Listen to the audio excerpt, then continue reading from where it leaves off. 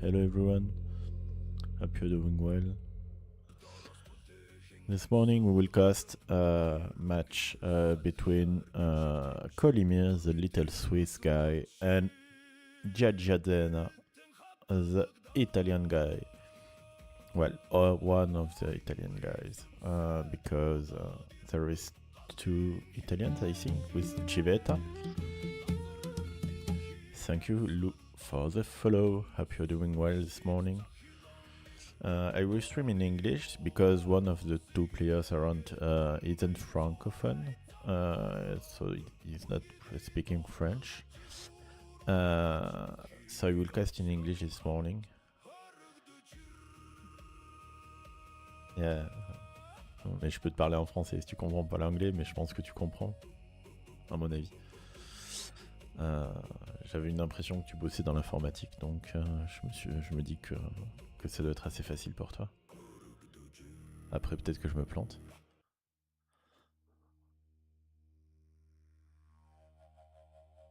Avec plaisir, Kolimir. Ça sera en anglais par contre, hein, mec. Il faudra que tu, que tu gères. This morning we'll cast this set.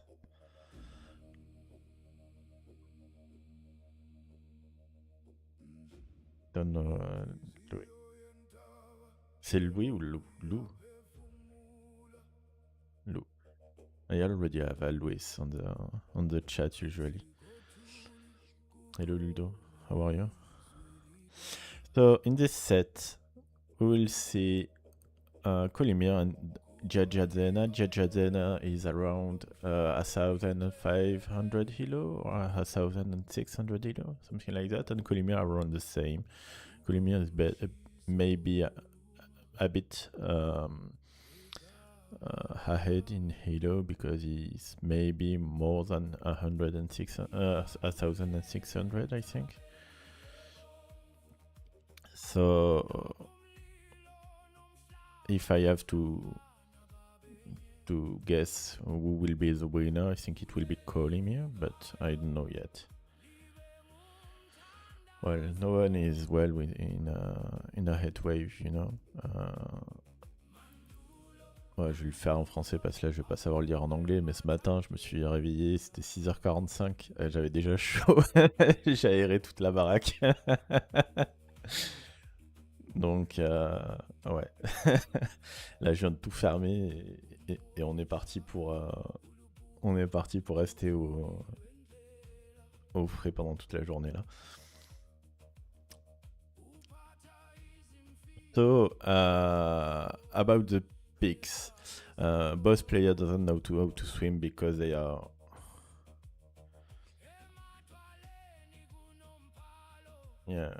good luck and have a good day, Lou. And yeah, the video is nice. It's a video of Siskan. Siskan is actually the second top 2 FR, I think, top 2 French, and he's making very nice video about updated build orders that fit in the meta actually. So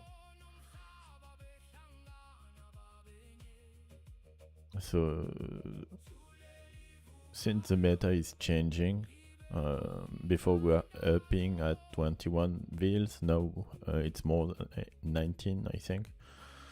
So there is some adjustment. Merci Faro pour le lurk. There are some adjustments, you know, in the how to play and how to manage the aggression in the build orders.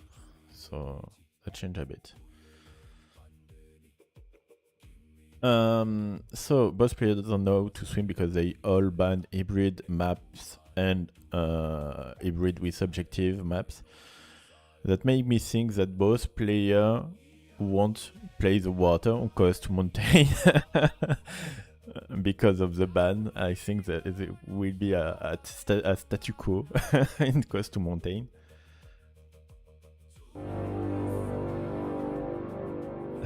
Merci Faro, c'est trop cool.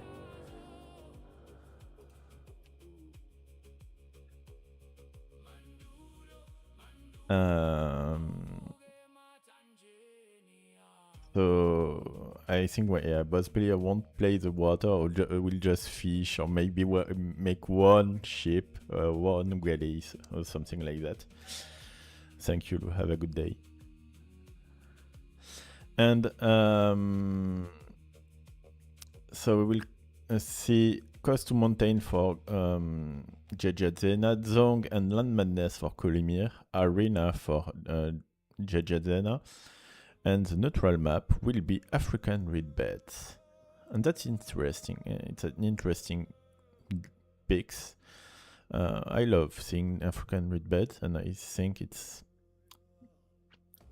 I think the map the less played are obviously the hybrid maps. But also on open maps, I don't really see. I have seen a lot of morasses, but not really Quebrada or African Reed Bed. So I'm glad to see that them a bit more.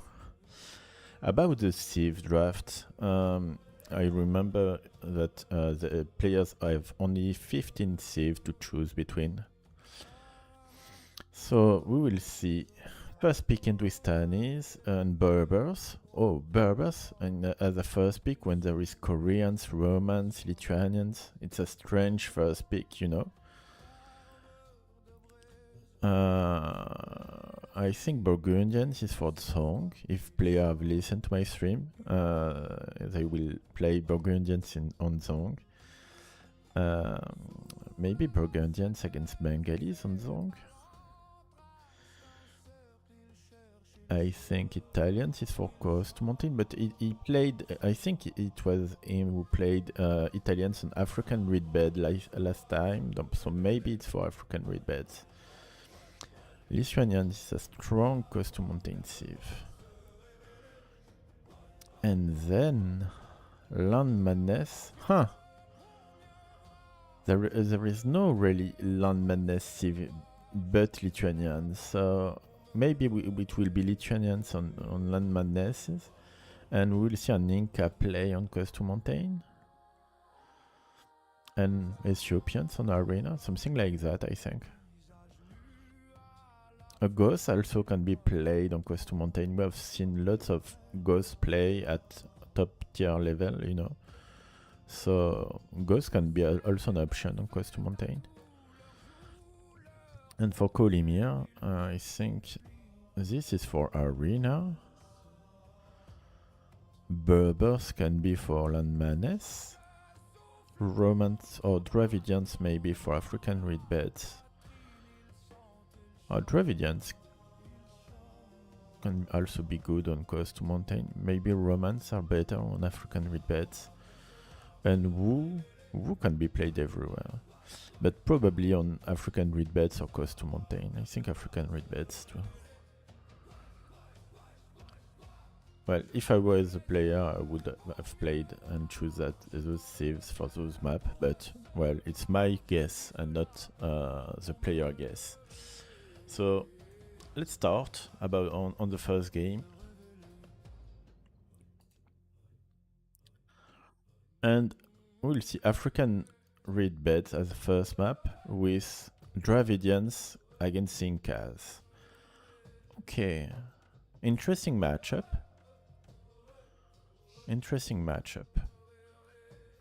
I wasn't expecting Incas here.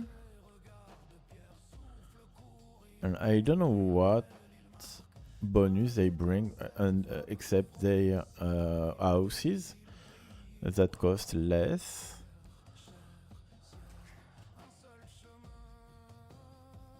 Incas can prevent Kolimir from going fast to the middle of the map. And okay, we will see a settlement here, it seems. A really fast settlement. So 5 on food and a fast settlement. Okay. Interesting choice. Giaggiazena seems more prepared than the last time. He has a zebra that was afraid by the rhino, so he could have bring it back too with his scout instead of just letting it reset, you know. And Kolimir with Dravidians is a more standard pick on the map. You could want them to go on the middle at early feudal age, I think, with Dravidians, but you want to fish first.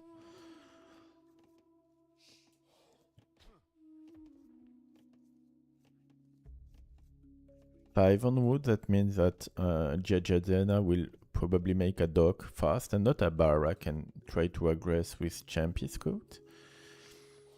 What I may have tried as a Giaggiazena, a play with 2 or 3 fast Champies to prevent the Dravidian guy from going to dock and just control the game, you know, because if you dock and your opponent dock, well, Dravidians will have a bonus and an advantage, you know, by docking. So you let your opponent have a bonus that you don't have, you know. But if you have made a start with a fast barrack and Champies opening, you could have prevented it, and also prevented if he's going fast to the middle at the dark age, you could have also prevented it. And instead of that, you are just matching the opponent, but without your bonus, you know, without his bonus. So I would prefer that you had made 2 or 3 champions fast and just go fast killing him, and then you make your settlement after that and your dock after that. After this initial aggression to prevent him from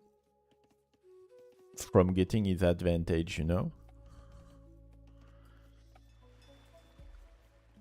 Anyway, we have 5 on wood only, so it will be just a 3 fishes start for Kolimir.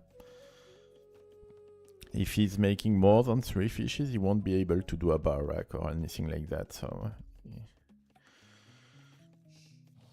And he's still ousted because he forgot that his barrack time, his house timing, you know, because he's making fishes and veals. So you have to drop your house a bit faster than usual. And he failed that.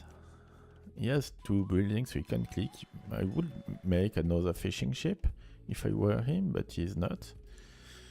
And Giaggiazena is making a 3rd fishing ship. He has 7 on wood. Well, just now, so he won't be able to use it well also. And he will drop and try to click. He can click. Okay, that's a nice uptiming. Only 2 fishes. I think Kolimir, you should put...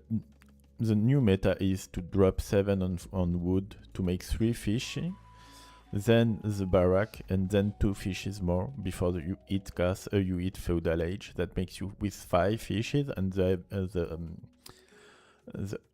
how to say that, the possibility to do a mana farm opening, you know,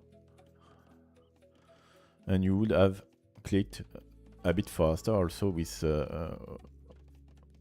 the fish, with the build. So will we see? Yes, we are seeing a champions at home play, but champions are really long to make, so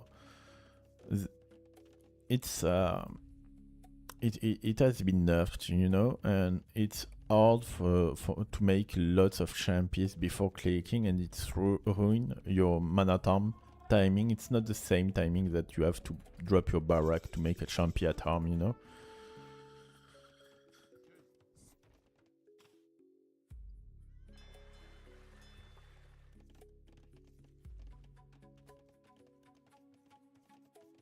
Oh, okay, we won't just see a champions at home play.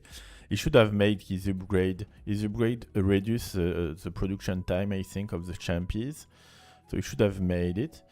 But he is against a mana time play from Dravidians, and he would have liked to take the fight with Champions Runner faster than your opponent have mana terms, you know, because if your opponent have mana terms, you can't really deal with that with Champion Scout. Even with Champion Runner, it's a bit bad. And you really need to have your upgrade. Your upgrade Champions Runner is the most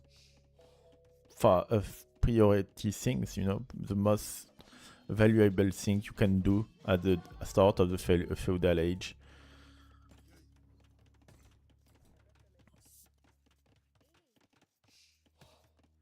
And mana terms counters well champions because they have 1 more attack and they have more HP, I think.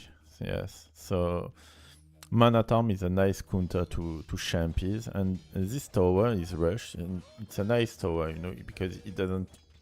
He may have wanted to give up this barrack and made the tower here to protect better in the late game, in the mid game feudal play, you know. But it seems that tower will take all the mana terms, so it's a nice tower. But it's just a nice tower because Kolimir failed, seeing that his mana term were hit.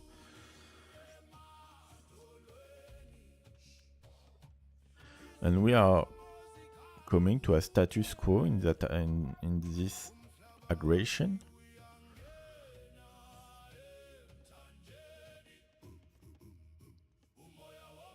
But you have 5 fish for Giaggiazena and a Ville advantage. Why a Ville advantage? No, just 5 fish against 2. That's the only difference. And now we have 6 man-at-arms plus 3 archer against only 4 champions, because champion runner is really slow to produce. So without any for blacksmith upgrade, the champion runner will just get raped by those man-at-arms, you know, opening. Kolimir is trying to wall, a large wall, you know. That's a nice fight, nice small engage for Kolimir. He just run now. He outspeed, outmaneuver the man-at-arm with the champion, so he just need to run and apply pressure on the opponent, so the opponent doesn't apply his own pressure on you. And Kolimir is finding his wall. It's a really far wall, you know. He could just be killed here, and if the champion just hit, you know.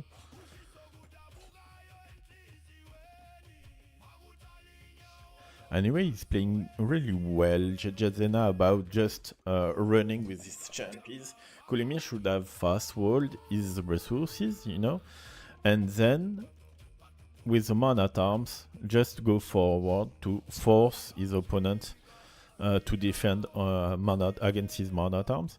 But instead of that, he's just taking his economic and he's safe. Meanwhile, Kolimir is just running behind 3 champions, you know.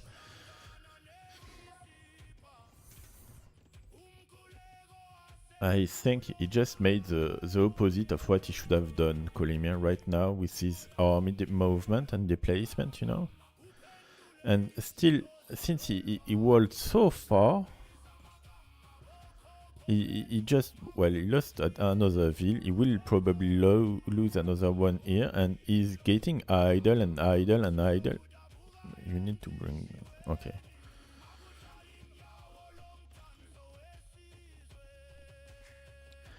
And Giaggiazena, since he had no economic pressure, no military pressure on his economy, he find a really great uptime, but he still doesn't have any economic tech, so it's kind of all-in, you know, an all-in play, and all these farms will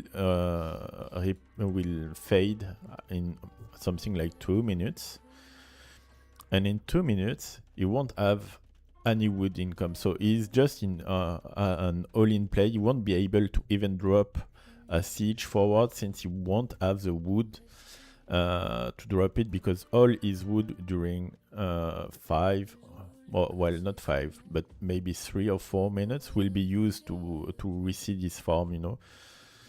And Kolimir, with this wall that is so far, is just losing his opportunity, I think. And his click castle age is so late compared to his opponent. But resources collected, because he was moving from berries in his TEC from his lumber camp. He didn't have refreshed his lumber camp also. Oh. Can the demo explode?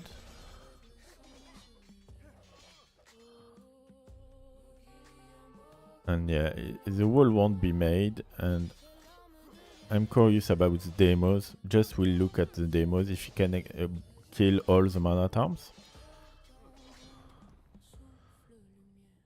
Oh no, he won't. He didn't make it explode, but he entered in. So here with 18 champions runner, when Kolimir doesn't have clicked, I think it's game, because champions runner with +2 attack, +2 defense, can just run under the TC and kill everything, you know.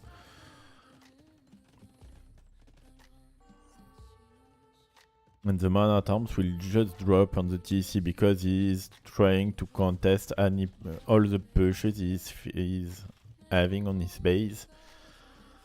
And yeah, it will be GG, I think, before Kolimir will reach the castle age. It's a nice first game for Giaggiazena. He played well, and Kolimir was too greedy with his walling. And greediness is punished on this game, you know. Yeah, that was well played from Giaggiazena. Strong first game from Giaggiazena.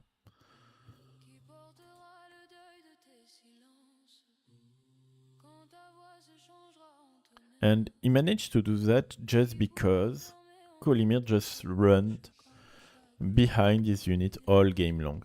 Man at Arms is a nice move, but with your Man at Arms you need to go forward and deny your opponent, you know. And just fast wall your camp, and with your archer you protect your wall and you don't wall that far, you know. Just have to wall something like there, from there to there, you know. And just to have a safe area with all your resources, and you didn't need it to go that far, you know. And going that far with your walling, that's what ruined your game, because you get pressure and you couldn't answer to it, and your unit that can apply pressure on your opponent just stayed back in your base to run, you know. That's just why you lost on this game. Because I think you had the sieve advantage, and I think you didn't play safe, and this wall was so greedy. And Giaggiazena played well. I wasn't thinking that could work, but it's a kind of all-in that worked. So well played from Giaggiazena. Let's go on the draft, guys. So African Reedbed was played, and Incas won against Dravidians. Yeah, I was expecting romance on this map. I don't know why Dravidians. Well, you have a bonuses on the fishes if you manage to take them. But I think it's less huge than having than the fish bonus on Coast to Mountain, you know. Well, let's go on the second game, guys. The second game is Zong.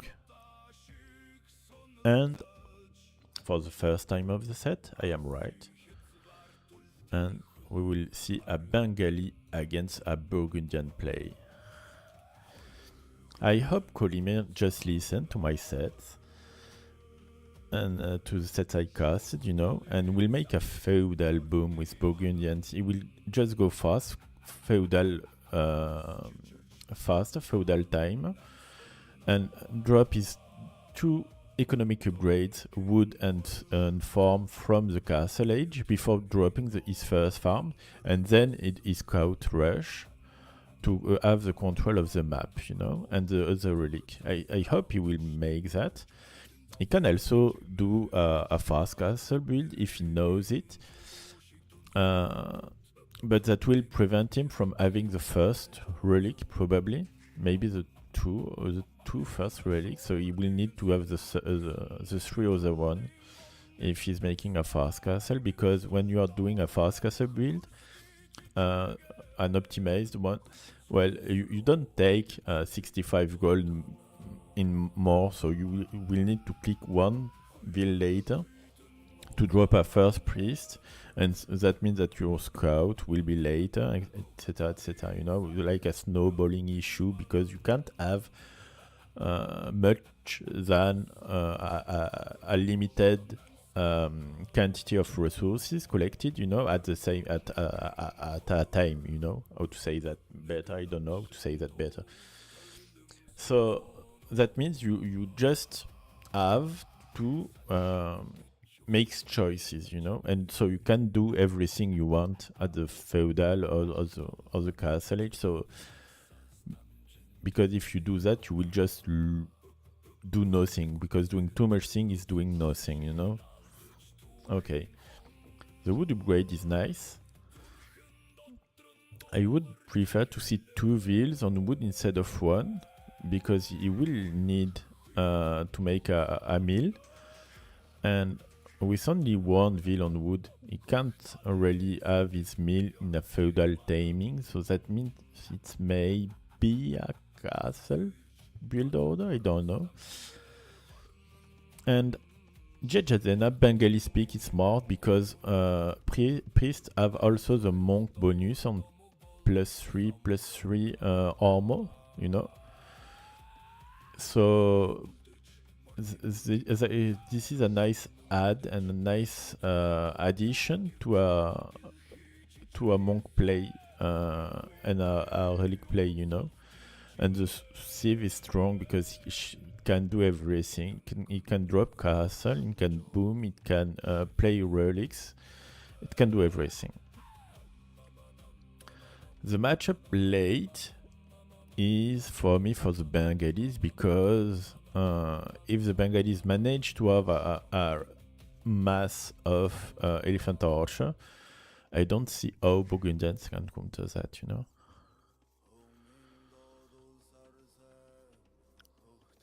So if I were Kolimir, I would like to end this match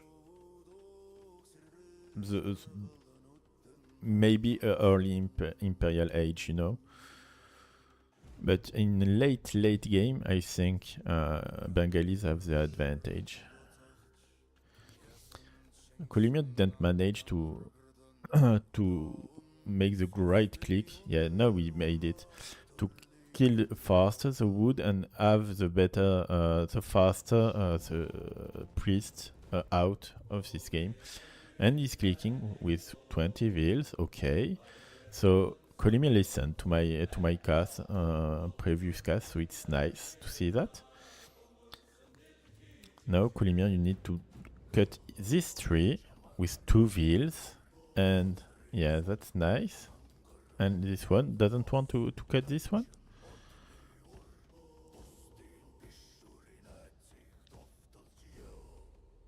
Oh, okay. They doesn't want to cut this one. Okay, that happened.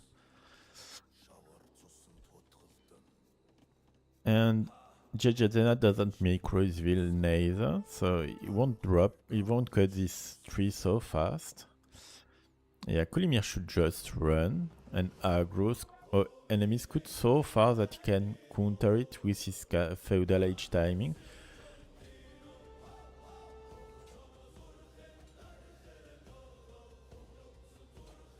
That's well played from Kolimir. He doesn't really need to take so much fight,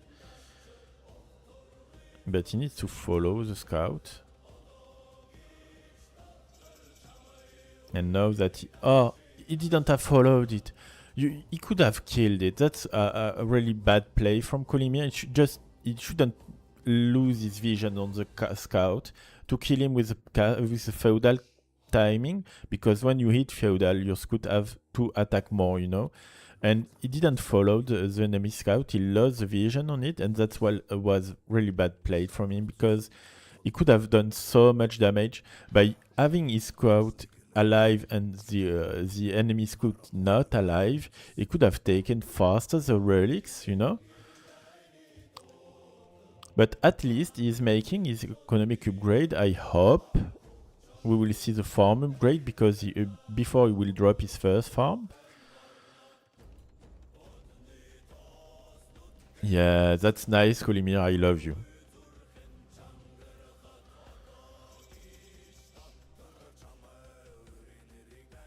And now you can drop farms with those villas that are not very well recollecting resources, and those should return to the berries, because you need to finish these berries one day, you know. So with 4 villas it's faster. And you make another scout. That's nice. And we'll see a fast castle. Do we see a stone meaning? No, no stone meaning for Giaggiazena. So that means it will be a fast castle boom. Anyway, the build order is well done. Oh, well, except of that killing spree of ships. But except that, that was a nice play. And now Kolimir can goes out with his priest, so he will take the relics, and his opponent won't be able to contest it, because his scout is getting killed by the two scouts of Kolimir.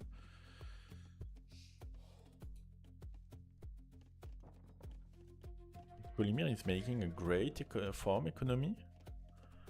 He really needs to make more farms with those villages that are not efficient at all. And he's sending them to the gold instead. Okay.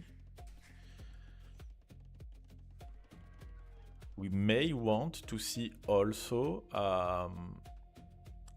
a wheelbarrow, because wheelbarrow will be efficient because he was he has Burgundian, so wheelbarrow costs less food, you know, so it's also efficient. And we will see pikes and monks at the to play relics, you know, against the market play, against the feudal play from Kolimir. Sorry. Siege workshop. Oh, interesting. I'm not sure that that Kolimir saw all Giaggiazena play, but I don't know if it's him or Civetta who made an eagle play with Mayans or something like that. Well, it was a Champi play, I don't remember. I'm not sure if one of us either, because one of them either, because I was I casted so much sets that I don't remember well, you know, what happened. Yeah, he saw the three lancers, the fast monastery. Sanctity is made first. Okay. I'm not sure that he knows that the priests have less range than monks, than regular monks, you know. But Kolimir has already 3 relics. He will have 4 and 5 probably. Oh, he may want to convert one pike to have a better fight. No, he will take the relics. And with Burgundians having all the relics, he is so strong. And he's starting to go archer. I don't know why he's going archer. If I were him, he's so full of lancers. He has a Flemish militia, you know. Flemish militia doesn't cost anything. You don't have to upgrade it, and it's so strong against spikes. So I don't know why he's not going on Flemish militia, you know. This scout will die.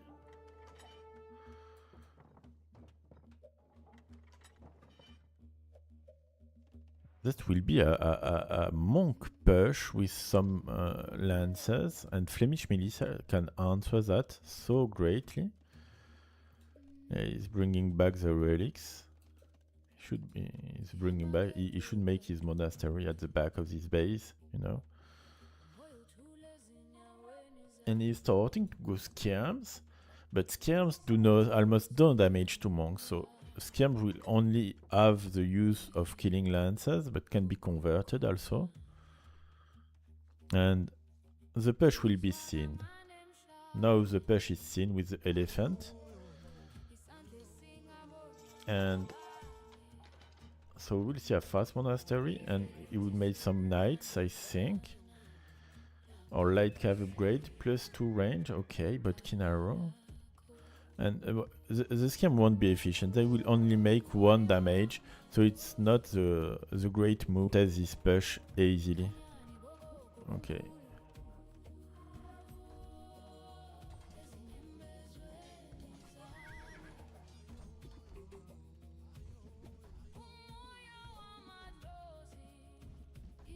One for one, okay. This will be converted. And he isn't paying attention, and so he didn't bring back his relic for now, so he can be the relic can be taken by his opponent. You just need to go with lot of light cav. I don't understood that our archery ranges, you know, because you just want to go with more light cavs, and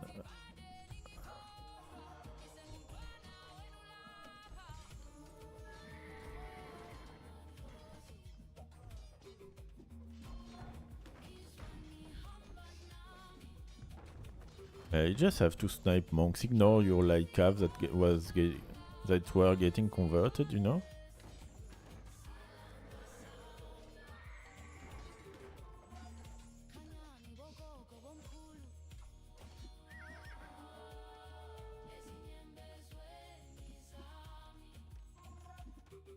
And Giaggiazena should really do pikeman upgrade and refresh his lumber camp. It's maybe the time where you want to drop at TEC and boom, since you are making damage because your opponent is answering to your push. So it may be the time where you just want to drop at TEC and start booming while investing a bit on the opponent, you know?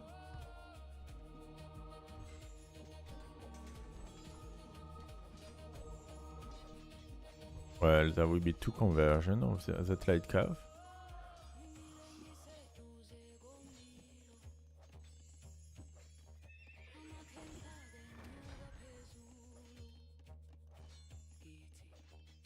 Just need to mass. He needs to drop his building at the back of his base, just mass, and then the game will be easy, you know? Instead of that,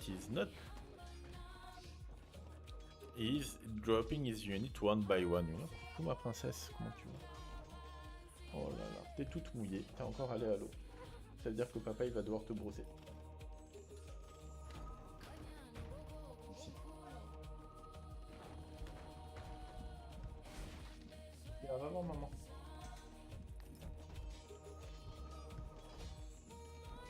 Sorry about that. I don't know if Kolimir made, yes, Kolimir made devotion, so it's a nice play, but he's getting converted because he doesn't try just to take one big fight and kill them, you know.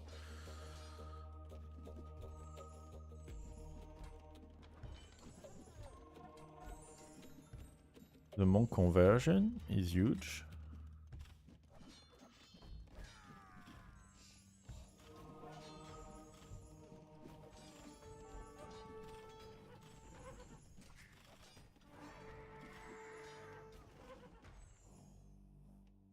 I forgot his will.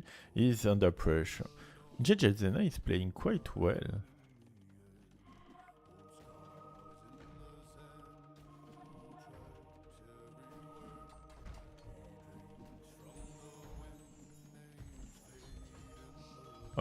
This will start to be a nice clone play, because monk will convert monk, who will convert monk, who will convert monk, who will convert monk, you know.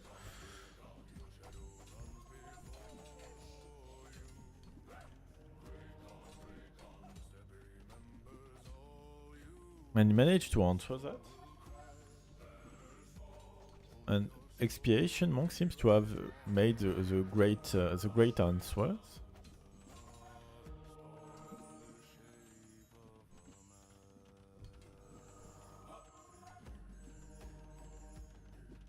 Namor, ta chienne elle a plein d'épilés dans la queue. Tu peux lui... non, c'est des épilés. Je viens de lui en enlever un, si tu peux jeter pendant que... Sorry guys, just wanted to on my girlfriend to check on my dog because there is something, well, in French it's called épilé, but I don't know how to say that in English, and that's hurt really dogs, you know, and well, my dog have that on, so just telling my girlfriend to check on the dog.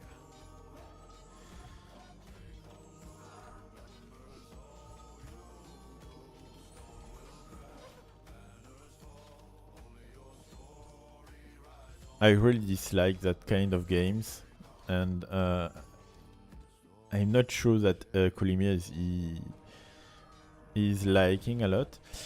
One of the counter of this strat is making a fast Eresi, but you don't have Eresi with Burgundian. I didn't know that.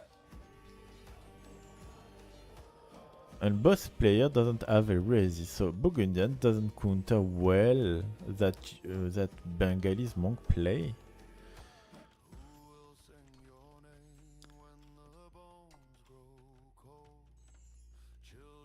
Anyway, we will see a castle age and an imperial age, a castle and an imperial age for Giaggiazena. And imperial age can be game changer with block printing, you know. Yeah, that was nicely played from Giaggiazena. He chose to go fast imperial or faster imperial age than investing more on castle. But you should to take care because Kolimir will start to have a lot of light calves, and with this feudal Burgundian boom, he has so much advantage, economic advantage, because he have resources collected advantage, and he also have his farms that recede less. So that's not seen in resources advantage, but that count also, you know, because those farms maybe have been receded at least twice or 2 or 3 times, you know, and those farms just have been receded only one time, and maybe just that was the second recede, you know. So those farms are that's more than 600 resources, 900 resources that have been spent 3 times. Was those farms, those 12 farms, are like 720 resources that have only spent 2 times, you know. So it's a huge advantage, also economic, that is not shown on stats. And I would have liked to have one area more, you know, one column more, to have resources spent on farms or on buildings, you know, to have the correct vision. Anyway, rams will just get killed by elephant armored, and we'll see a trebuchet soon. Block printing is maybe the most important upgrade for Giaggiazena right now. He will also need to have faith. He will need to have theocracy.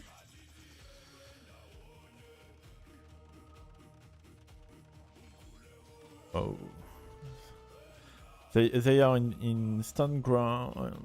Oh, come on, just get converted because his units were in stand ground. And we'll see trebs. So Kolimir needs to take more stone, and he's not taking stone at all. So this castle will drop, but can be monks can counter elephant armored. We'll see block printing, illumination. Illumination just make your monk heal faster, you know.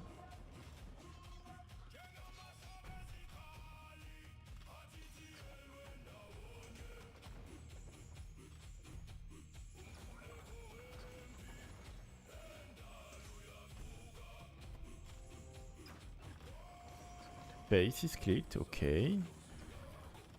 And face will give a huge advantage in a monk war, you know, because even his light cav will be harder to convert.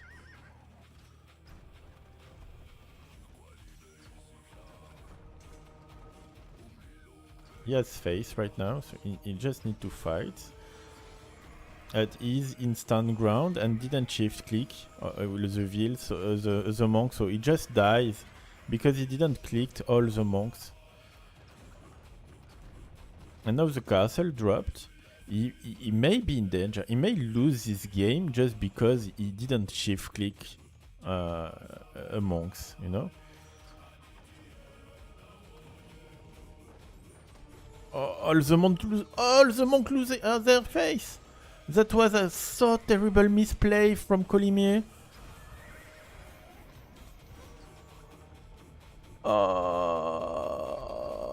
He didn't have made theocracy. They don't have theocracy neither.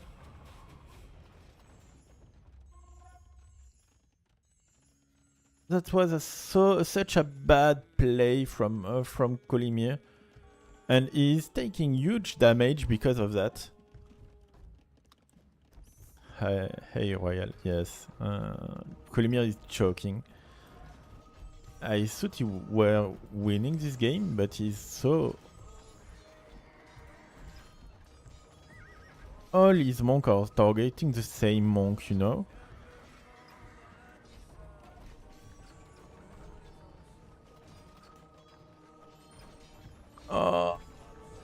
Again, all face left.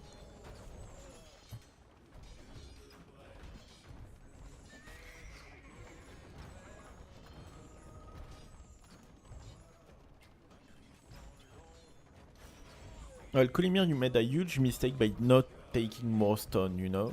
Because with more stone, you could have held your castle, and with your castle, well, I think game was over, you know? And you are making such small mistake at each time. Well, this elephant will be converted, I think, with all those monks.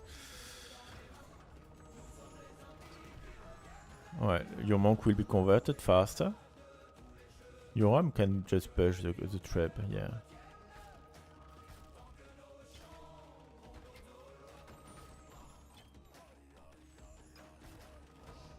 And you are making elite scam. That's a bad call against Bengalese monk. And you have so much gold, so you don't have really to play skirmishes.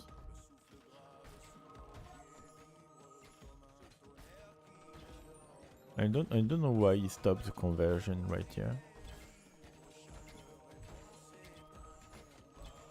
What a monkey game, you know?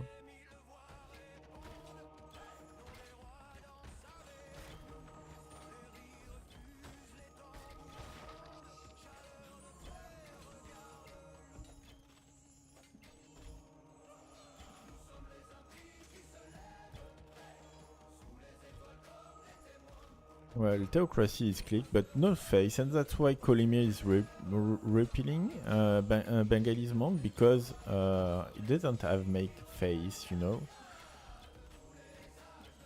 And without the castle, all the monk. That's brightened my day.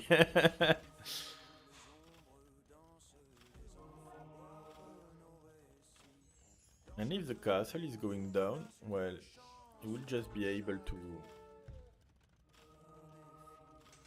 just run with a cassaz. He should just run with a cassaz.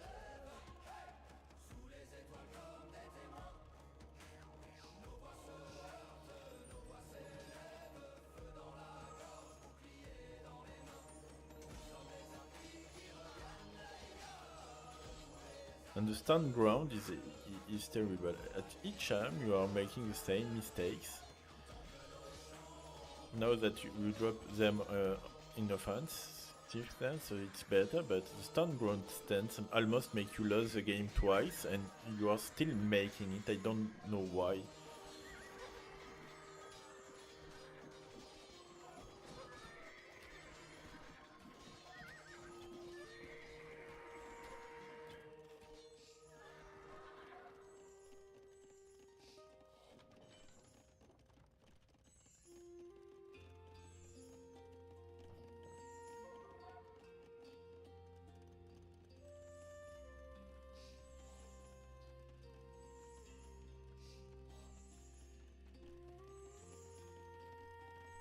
It's a nice game between the both players.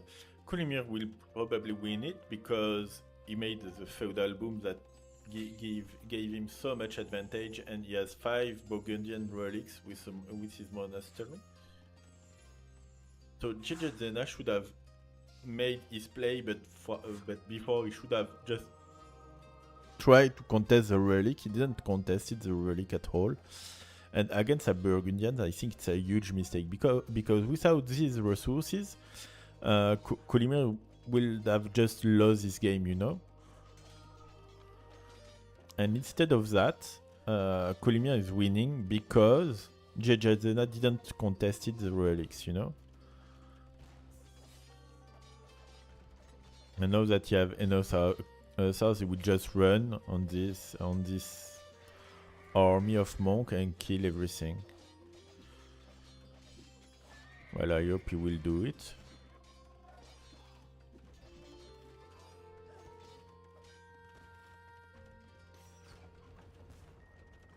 Treb will try to snipe down the bombard cannon he made for one. Okay, and now the castle is dead. He will engage. And all the monks are on the same SR, so he will have one conversion, but a late one because there is a face. And then he will lose all his army, and it's totally GG from that.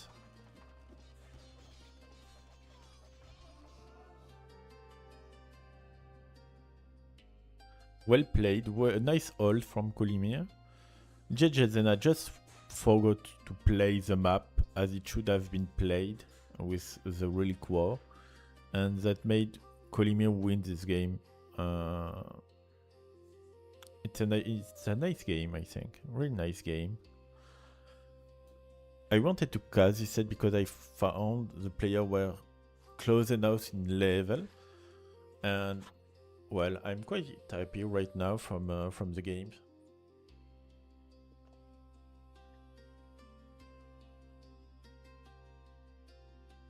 Okay, let's go on the draft, guys. So Burgundians won against Bengalis, and so we will have another map. Oh. Coast to Mountain is the next map, and we will see Berbers against Lithuanians. So the matchup I expected on Land Madness was Berbers. It was Berbers against Lithuanians, but we have it in Coast to Mountain.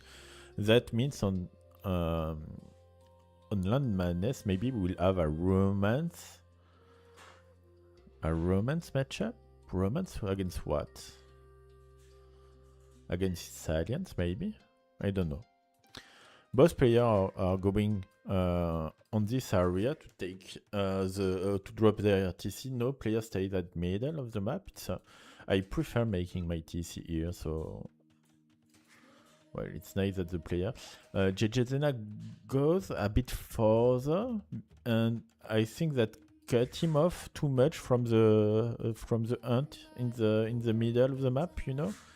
He should have made his TC right here, I think. Oh, the best was here, you know. You don't care about having your gold so close to your TC in this map because you can wall easily. So it's not a protection. Oh. Kolimir? Was that a talonette?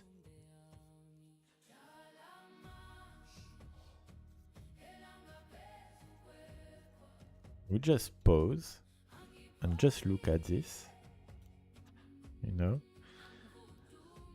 and I will rename this Shepherd Kolimir.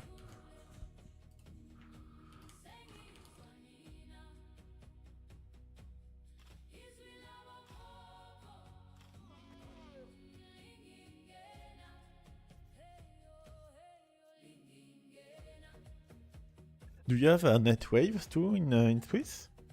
In Switzerland? Because I have something like 42 degrees yesterday, and today They are not the same.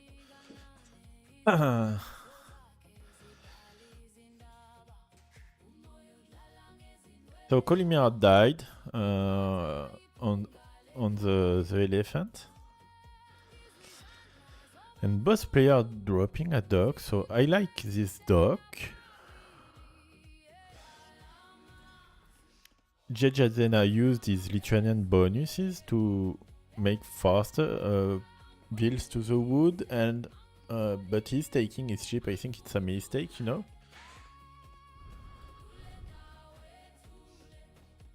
Okay. With 35, it's 33, 35. Is that the temperature I had when I was young in heat waves in Toulouse, you know? And now heat waves just have plus 10 degrees than when I was young. So it's a bit hot for me, even for me, because I liked hot temperature, you know? Okay, he's bringing back his ville without losing anyone. Kolimir.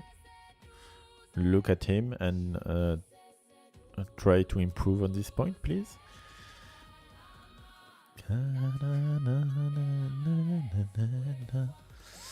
Well, Lithuanian is a nice save on this map, I think, because they have his Dark Age bonus, the 100 food that he has at the start when he builds his stone centers.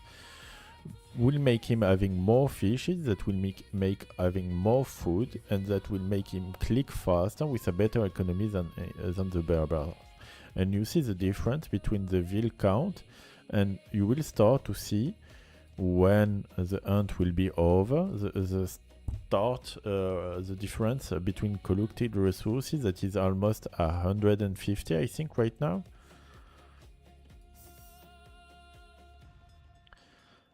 And that will be a nice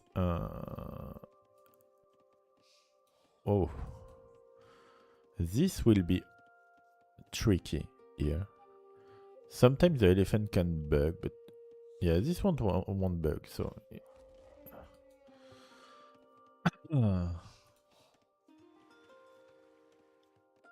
and since he didn't make any mining camp, neither any lumber camp, he should just drop a mill to click up. But I think both players won't play water.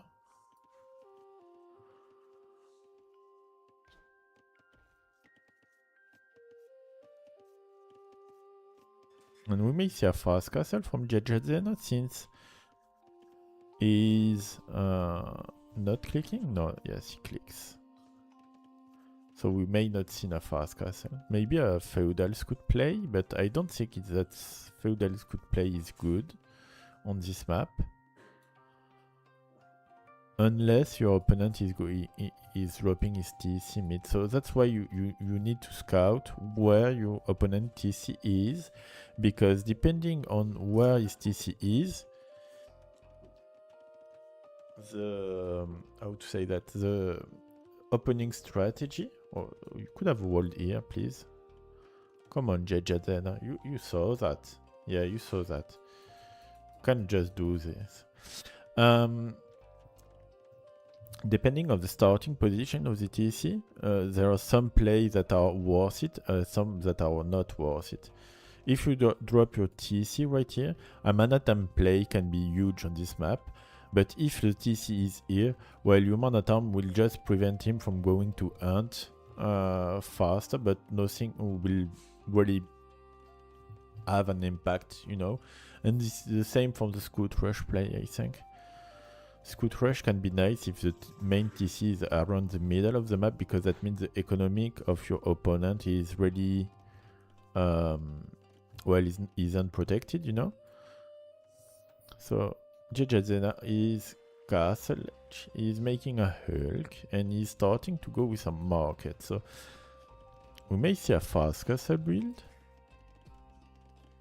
He removes the Hulk to make his blacksmith, I think.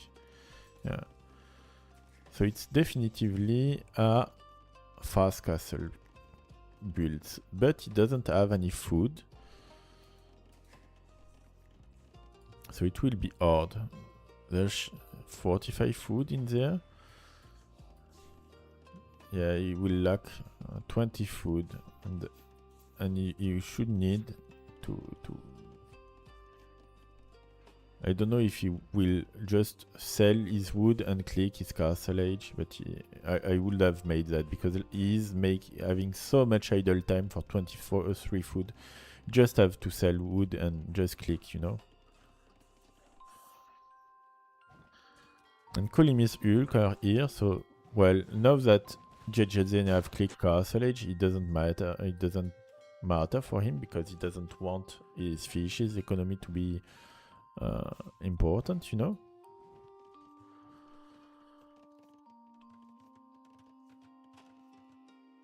Kolimir is investing too much on water. He saw that his opponent have only 1 dock.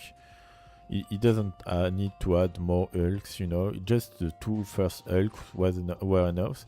And now that he needs to just expand here with a dock, probably, and make 3 or 4 fishes more. Maybe 5, you know. And click Castle Age Aza. And we see a barrack. If Kolimir can scout the opening building of his opponent, that could be huge, you know. And he's trying to do so. Why going with a fire in this case? That was resources badly used, you know, because going with a fire against Hulk is bad, and you don't want to keep your fishes, so you shouldn't expand like that. But I don't know why that makes Kolimir expand more with more fires. I don't know why he's making them. And now Kolimir is trying to know what Giaggiazena will do, and Giaggiazena seems to just want to boom.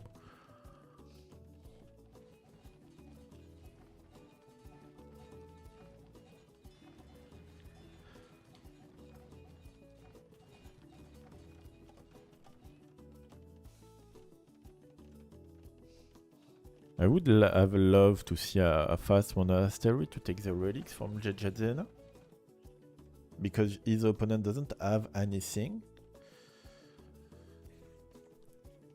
Maybe maybe just before booming, you know, make 2 knights.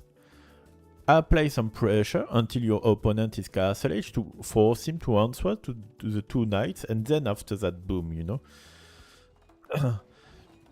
Because here you just make, well, your opponent is feeling safer, you know, because he doesn't see anything, he doesn't see army.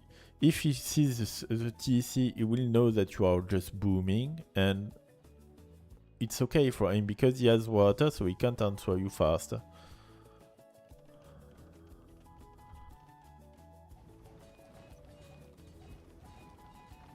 But you invested a lot on water, Kolimir.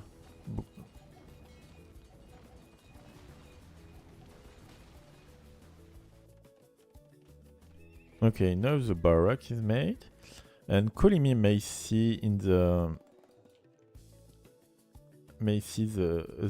animals here. The farm, he won't see them because it's a bug from Capture Age, you know. But he may see the hunted dead animals, you know. So he may know that there is at least a meal. Yeah, he's scouting it because he saw and now he saw the TC. So now he knows, you know. And still no monastery. 2 knights are made, but those 2 knights will come when Kolimir will be at castle age, with the opportunity to do some camels or some monks to convert them. So, well, your Lumber Camp really need more refreshing, Kolimir. As I said, when you have 2 X's from your Lumber Camp, just do another one.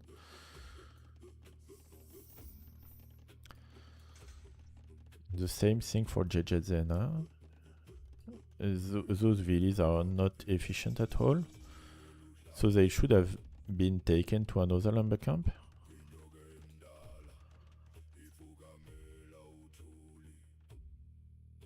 And so fast fishing traps. Have you made fishing line? You have fishing line and when you will have gill nets, that will be nice, nice fishes. I would have preferred more fishes and more docks instead of going with fast fish trap like that, you know.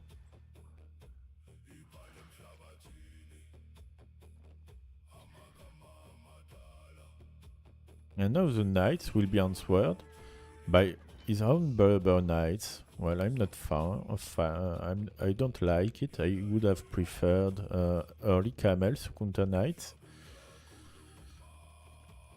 But Giaggiazena is booming on 3 TC and he's he's bringing back his economic disadvantage due to water. While Kolimir is not booming at all, and with his forward siege workshop and knights, he will apply some pressure on Kolimir. Kolimir will have to defend this, but there is no monk, and with Lithuanian, he should have at least made a monk to get this relic, and he could have scooted this one maybe. As relics are always placed at the same place, and this push will be repealed because of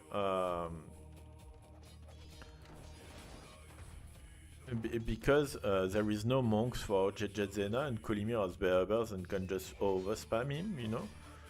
And so this push fails to do his job because Giaggiazena didn't drop it the way he should have dropped it, you know. And now that Kolimir have the military advantage, has the economic advantage, well, he would just over spam. I think he will take relics by himself. He would just raid. Yeah, he's making the chain boarding armor, so he will just have the possibility to just run into the TCs, you know. And game will be over, I think, because Giaggiazena can't contest this mass of knights, you know.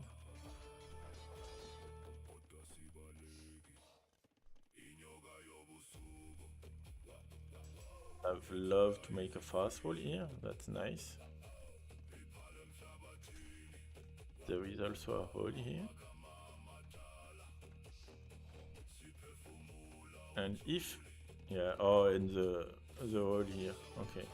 And if Kolimir just plays well, there will be a lot of vills that will die, because you can only enter 15 vills on the town centers. He should have just fight here. I don't know why he's not fighting, because he should have just won the fight.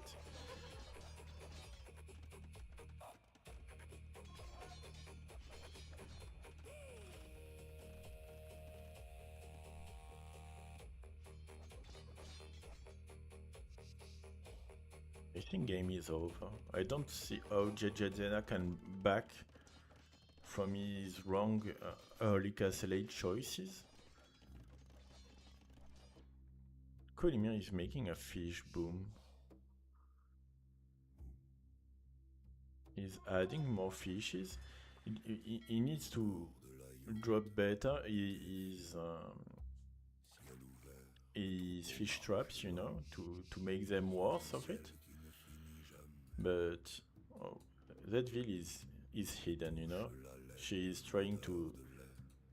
Thank you, Clemmy, for the lurk. Clemmy or Rose, I don't know who is the toxic queen. Maybe both are toxic. Both are queens.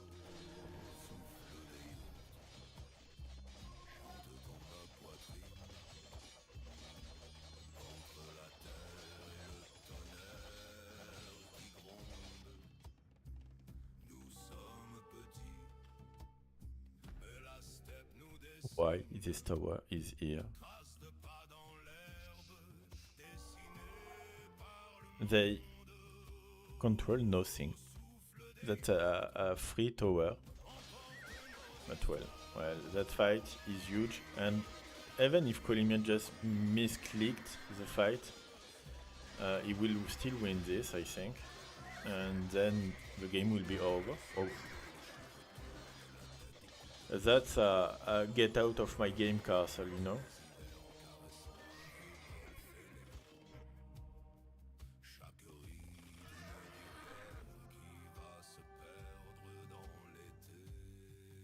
Nice win from Kolimir.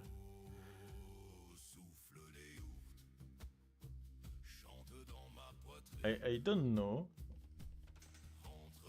Well, I think not using fishes on this map and not applying pressure on land to compensate the fish loss is bad. You can just outboom someone who take your economic and just is fishing after that. Well, you can do it, but if only if he's making lots of mistakes, you know. And on your push, you miss his monks, Giaggiazena, you miss his take the relics faster, and so you didn't put you in a position that you can dictate the game, and you try to dictate it with your push without being in that position because you have less resources collected than your opponent, you know. And I think that's why you lost.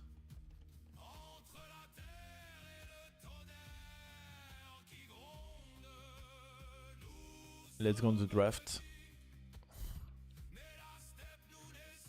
So Coast Mountain was loss. Berber wants against Lithuanians. And we will go on Land Madness, guys.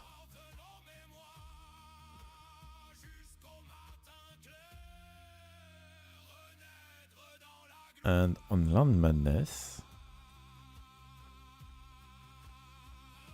we'll have Ethiopians against who?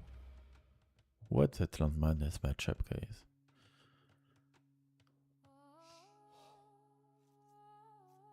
Anyway, Land Madness is that map where you have only one boar. You can't build around a forest. Well, you can build here, but there is an area, unbuildable area around it. And so you have to lure back the deers with your scout to have an equivalent income of food than an Arabia one, you know. So that means scouting is hard on this map. And well, taking information from your opponents is hard because you have to choose between scouting or luring, you know. So it's not an easy map to play. And I think the Wu bonuses about the food income will be nice, but I think the Ethiopians bonus once you are feudal is also nice because that will let you make some farm upgrades before you are running out of food under UTC, you know. But whoa, woodlands from Kolimir are terrible.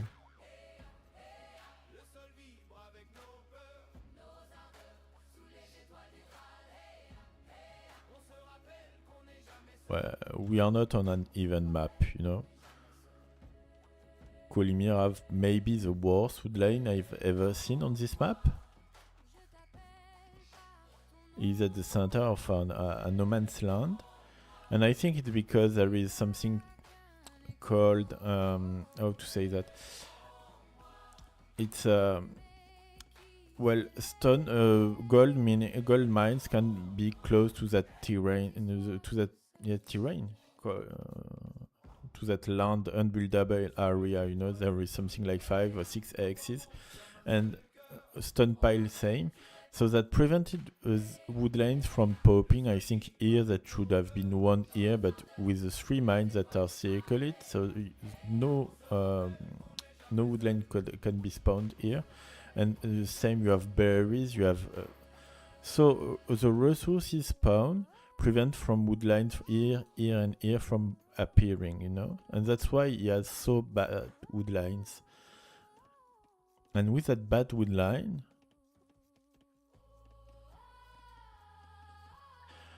it's not in the rules that can be an admin row, but I think if you are experiencing such a map disadvantage, and if your opponent is agree, you can restart a game, you know, if your opponent agree.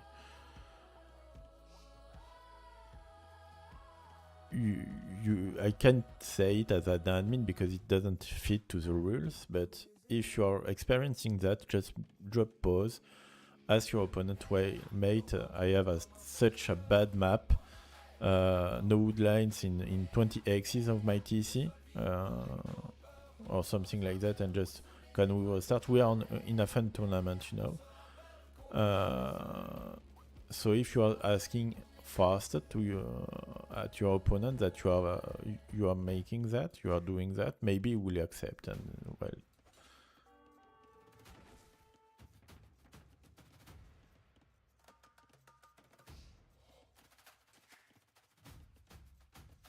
So we'll see a Monotarm opening.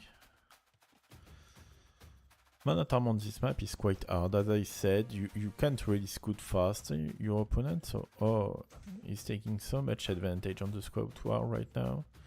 He will lose it right now. Okay, now it's even. Now he's won.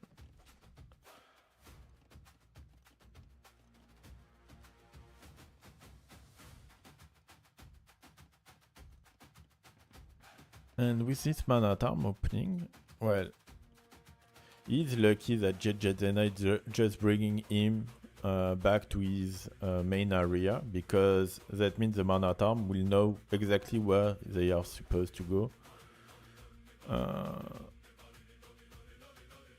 But how to say that? Oh, he saw the lumber. I think he was trying to make him come from there and just drops under the TC without seeing it. And we'll see on a stable, Ethiopian stables, against a Monotarm opening who... Oh, that will be huge for Kolimir. Kolimir couldn't be more happy of that stable opening, because he's going with his Monotarms. I'm not sure that Monotarms was seen. He will drop his upgrade, and then he will make a spear, probably to add to his Monotarm opening. And that will be huge, because he's walling, but he's walling late, Giaggiazena. He didn't see the Monotarm coming, now he sees it, and Kolimir timed it well with the Monotarm upgrade. And it's almost... This is so hurtful. He will lose at least 2 VDs on that. That's well played from Kolimir. And he's getting zoning out of his wood. And just... Well, that's one of the examples of why you should have 2 lumber camps when you are going scout rushes, because when you are drop for one, you already have another one. But on this map, you cannot not wall your lumber camp, you know. As you've seen, Kolimir walled his lumber camp, and his opponent didn't wall, so he's punished. But Kolimir is also punished because he didn't wall his berries, while his opponent just had. But this is, well... And now Kolimir is quite fine with that. We'll just need to add more land, more spears, you know, and maybe make a blacksmith and an upgrade on them. Oh, that's not seen. Oh, that will be... Oh, another will kill. This Monotarm is huge for Kolimir. It's almost GG. Oh, he didn't take the wheel? I don't know why.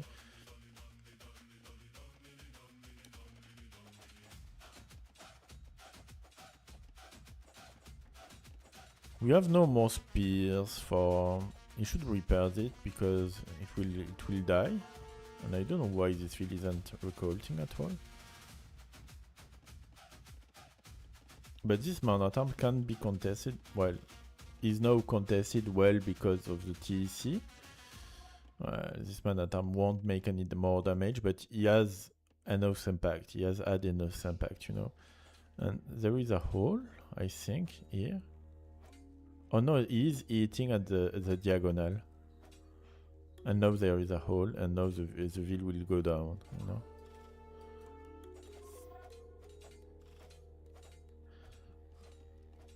And in that situation, you should drop your spears in defensive mode close to your camp, you know.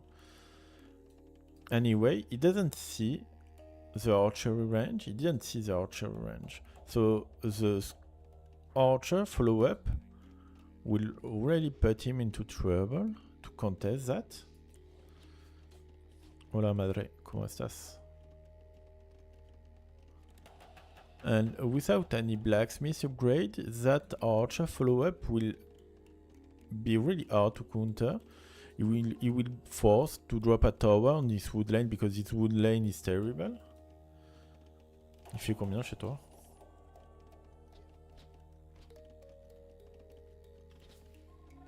He should force a tower right now. He can't wait to drop a tower at Kolimir. He cannot lose this area.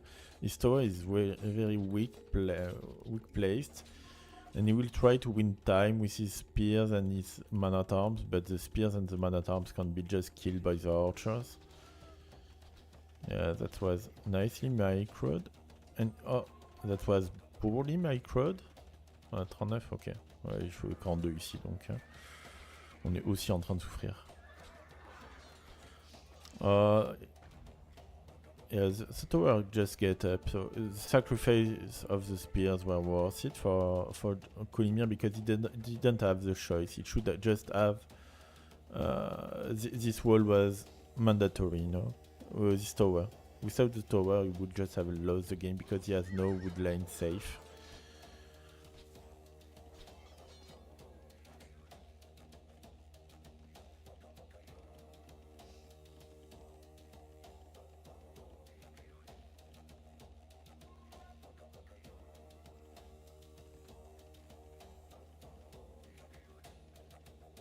This forager will die?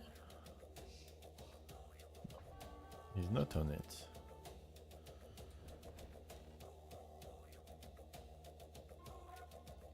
And we are seeing a man-at-arms Kian play against a full scout archer play, but Ethiopian scouts are not that good, and there is not much archer because the gold transition was very late for Giaggiazena.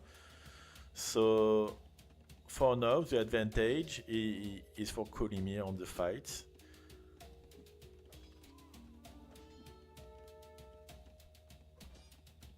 Ah, je dis merde. And yeah, he can't really fight for now, Giaggiazena, and Kolimir should just go forward because all his economic is safe right now.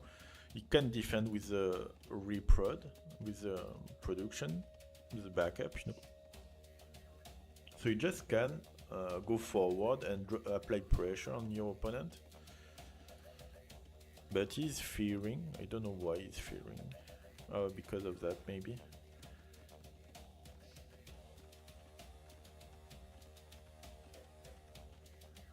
And he will click Castle Age.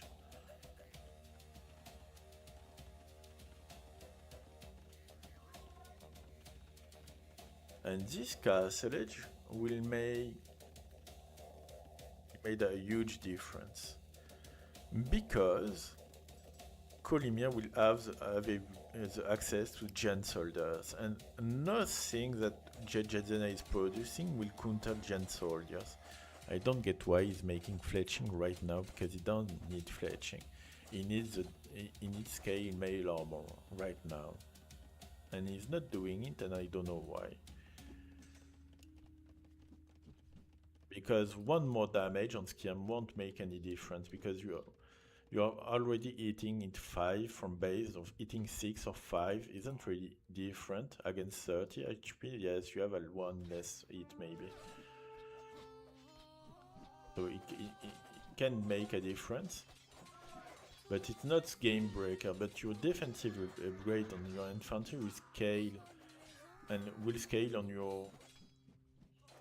your giant soldier play, you know, and you are not going on giant soldiers, and I don't understand why. But the fight is clearly at the Giaggiazena advantage, but he will have a.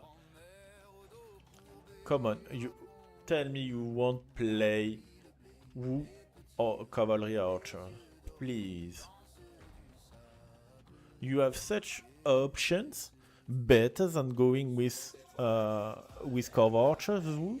I don't know why people are playing always that unit with all civilization when they have so much better options, you know? And yes, we will see Wu Cavalry Archers. Come on.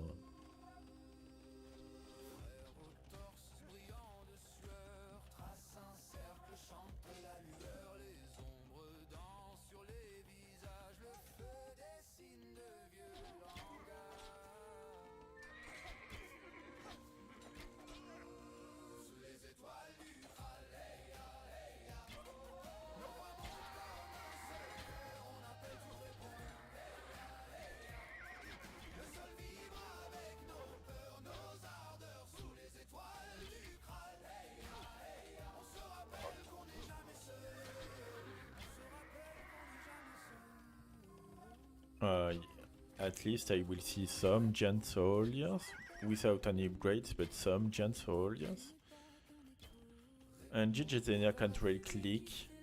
Right now he needs to drop towers, so he can't sell his stone because he needs to drop some towers to protect his base from the CA red.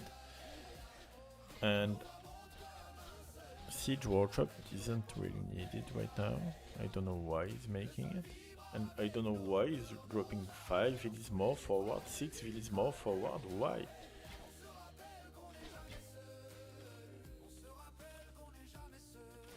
It's just that's just giving more villas to your opponent, you know.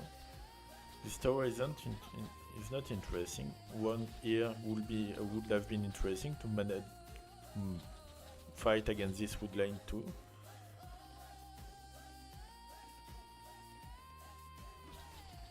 But he is winning because Kolimir just staying defensive, you know? So he's not losing, I mean, not winning, but he's not losing because Kolimir stayed defensive. And now that Kolimir will go to the offense, and the defensive towers are not placed, well, the game is almost over because Kolimir will see those villas. He will kill them, then he will go on wood. And if there is no wood, no tower on wood, he will lose them too. Oh, Kolimir didn't kill them. Okay. So lucky. So he will need to drop at least 2 towers, one other here, to protect his villas, you know. And he will lost. And now, after that, Kolimir will just send his giant soldier and his mangonel probably to kill everything here.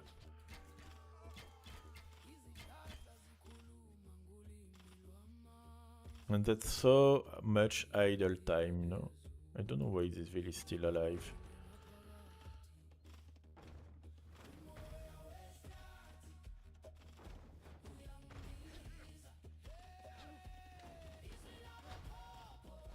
Yeah, we see a ram. This mangonel will survive, this archer will die, the ram will help the push. Well, he's eating his own ram with his mangonel. Again.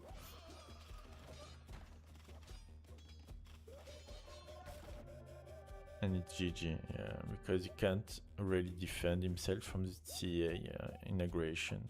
And he lost all his army forward before going Castle Age. CA was a nice call. I dislike the fact that he made CA because there were better call. And CA is a meta call that everyone is making, and I really dislike meta when meta is just a reflex, you know. I would have preferred another barrack, a giant soldier pair that will have been more impactful, and will give him 100% of win. But yes, CA with any other Civ than Wu, if he has played Turtles, maybe CA was a really nice call, you know, for example. But with Wu, he should have done better, better units and better call. Gen Soldiers was the call, and with the resources he spent on this CA, with Gen, he would have had a better impact, you know. So we finish this set, and I think we will cast another set. I will cast Helical against G-Skills, because Helical is, was the French rising star at a time, you know.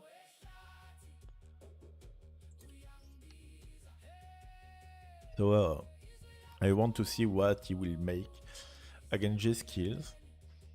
And still, since I didn't have cast G-Skills, well, it will be fun.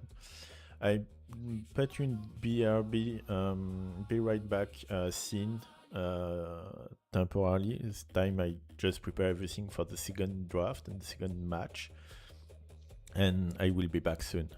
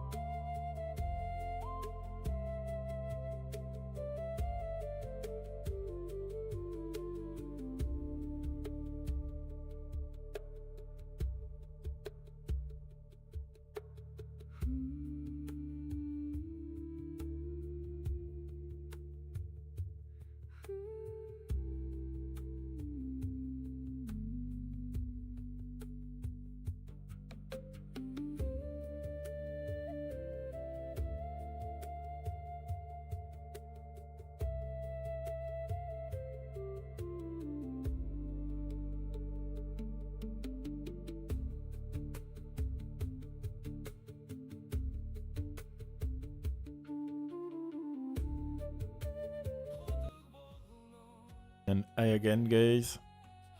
So we will cast this set between Helical and G-Skills. Helical is just starting to play again. He had a 6 months or maybe 1 year pause, I think.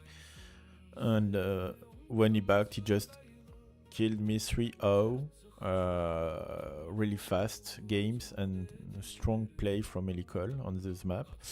So he's a good 1800, you know, a really good 1800, maybe a 1900. And G-Skills is around 1800 too. So we may see interesting games, but Elicol is really strong, I think. He's really underestimated, and in tournament he's really strong. So I don't know what I will see on the games, but well, I hope that will be a close set too.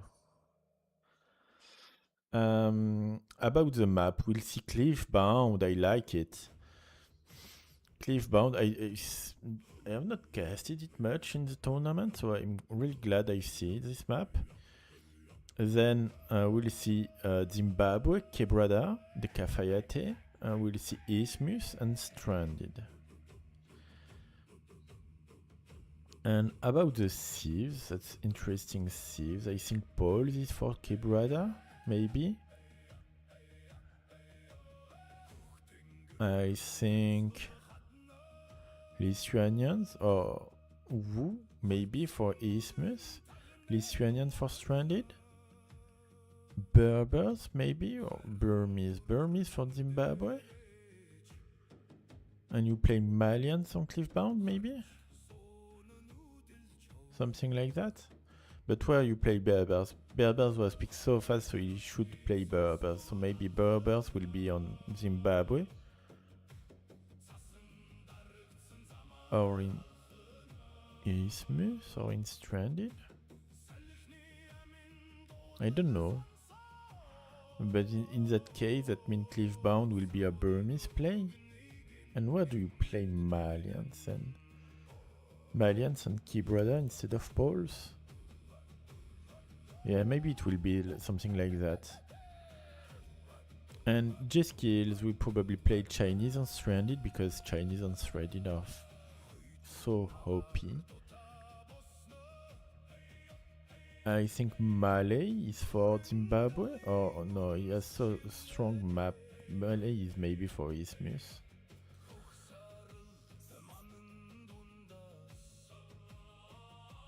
Bulgarians of Mapuche can be on Cliffbound.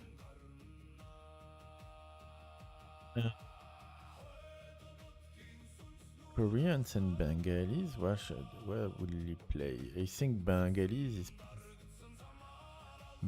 maybe for Zimbabwe, but he has no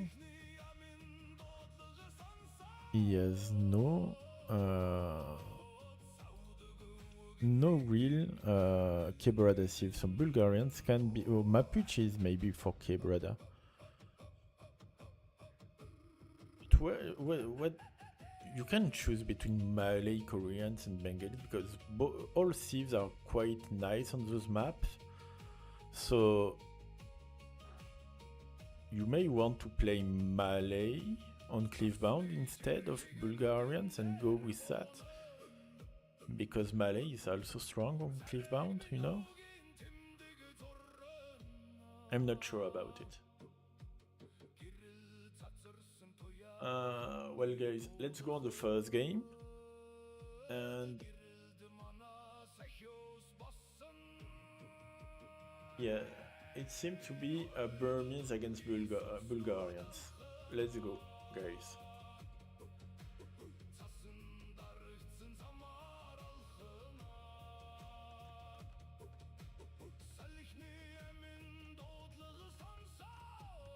So Cliffbound is that map where it's a Socotra-like map.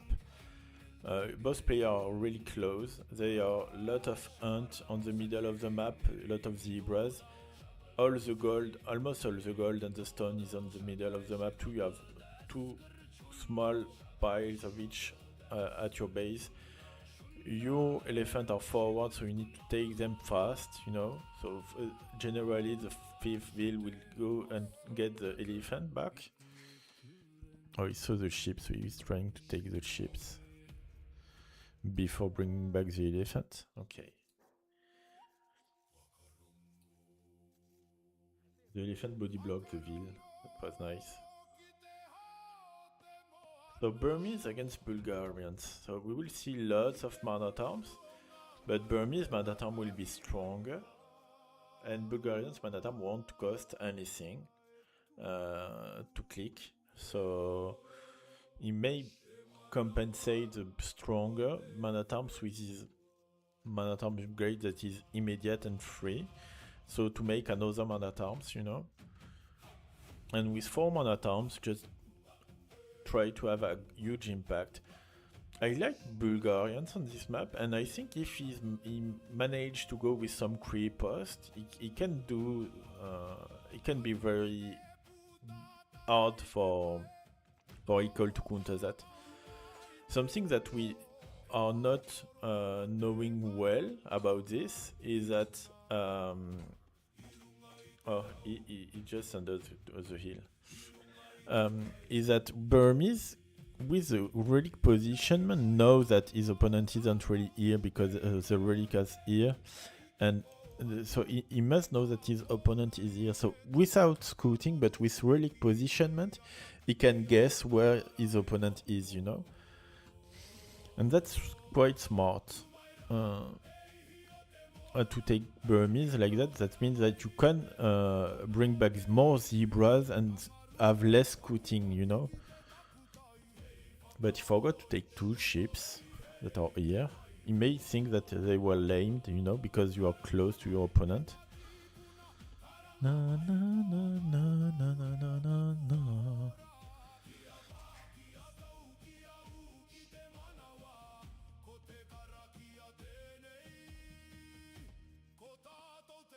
That's an interesting map.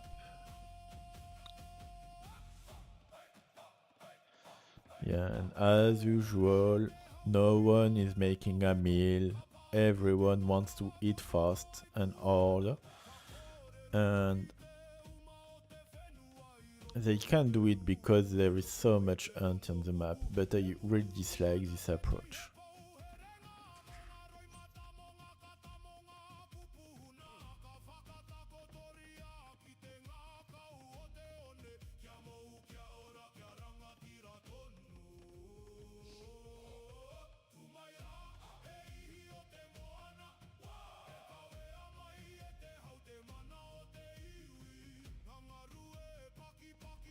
I think J-Skill is trying to find another deer, another zebra to bring back.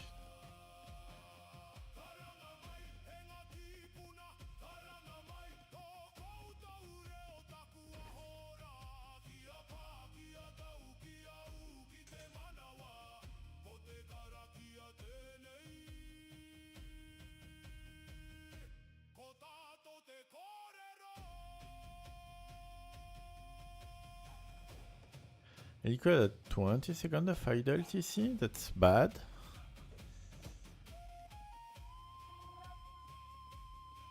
And it still doesn't have found these 2 last ships.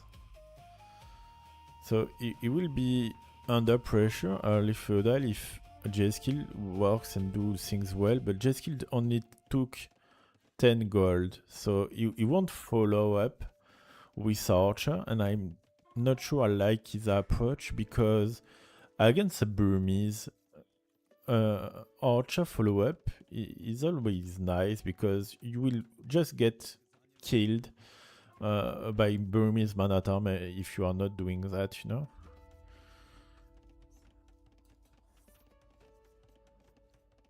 Oh, there was a...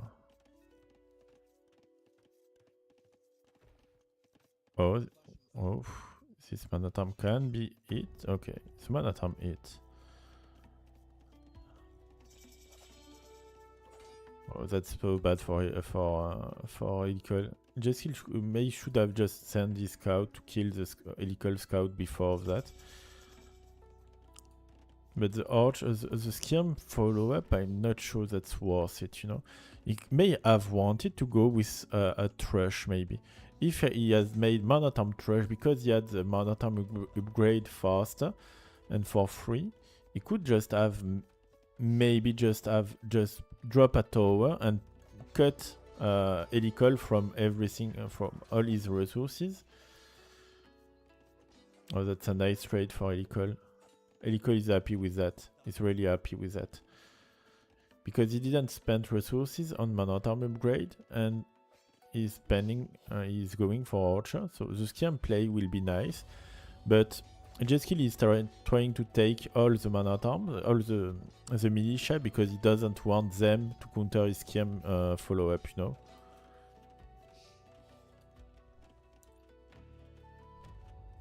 But one scheme sent like that will die. Mate, you can't do that. There is still a scout, you see it, even if he has 9 HP, that means that he will kill your skirmisher easily.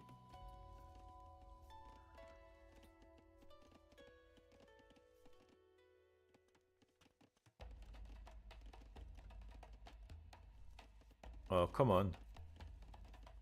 Come on, boss players. Please, when I do that, always player kill me. Why on earth Helical, when he's making such a mistake, Scout doesn't kill him? I don't know.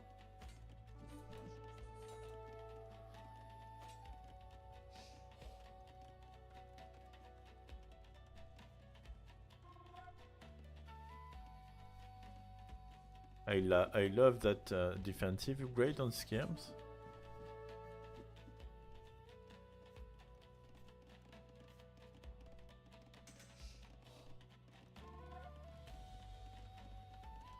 Second archery range, okay. I would have loved to see also a tower dropped by G-Skill because he's Bulgarian, and dropping towers won't prevent him from going and dropping a TC, a defensive TC one time, you know. He's not trapping them. Oh, come on.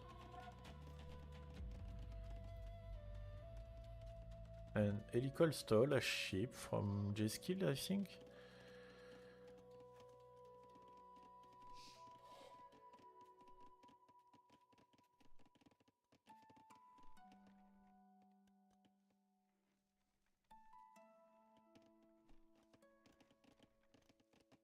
Now the food economy of both players is quite hard. Both players have not made horse collar, so they are quite in trouble. They will be in trouble at around 20 minutes, you know, because they will both have a full reseed, and with having wood that is not that efficient, you know, the reseed, it can be hard, you know. It's a really nice macro from Helical.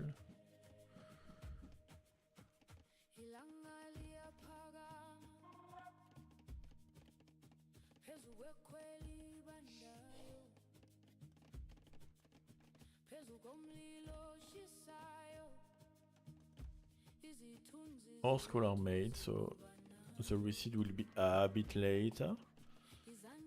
But on 12 farms, it may win 300 resources. Well, yeah, it's nice. I think he should have made some outposts. If he's not rolling, he needs outposts to know from where his opponent will come, you know?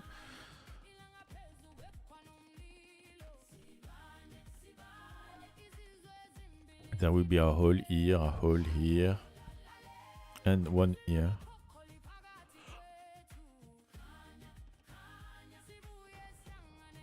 I think Helical will want, since he is almost fully walled, he will try to go and get a castle age timing on his opponent, you know, with a crossbow play. That his opponent won't be able to have, you know.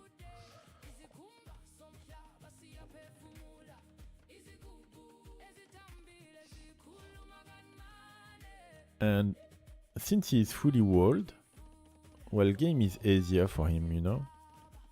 Just need to make another lumber camp, but game is far more easier. Oh, there is a hole here. Is that a hole or not? Not. It's not a hole. Okay. That could have been embarrassing.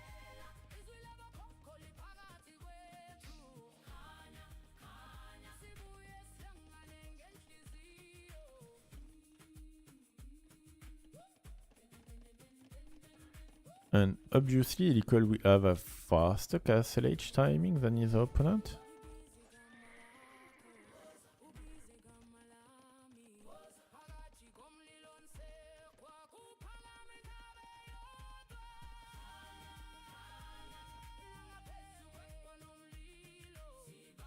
that will be a nice fight.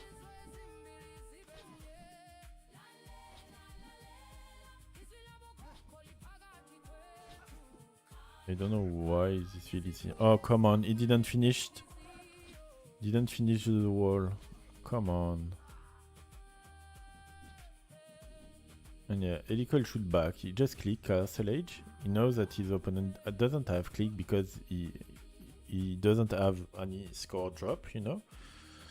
So he just have to back and chill and know that he will do after that. And just make his transition. And his opponent is going with full archer play, but Bulgarian doesn't have crossbow. So this archer play is... Well, it would have been smart at the start of the game, you know, but the more the feudal age is going, the more the play is terrible, you know. And Helical would just defend right now.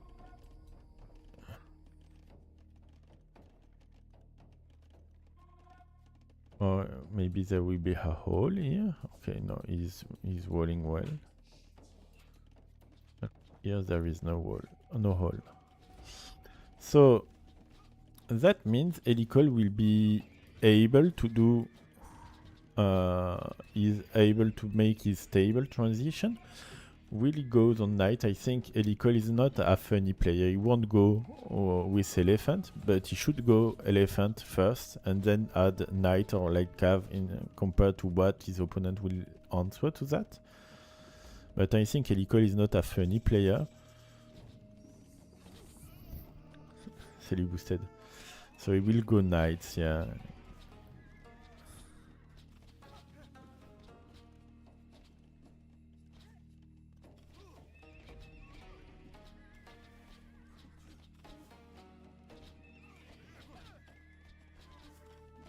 I just hear will die.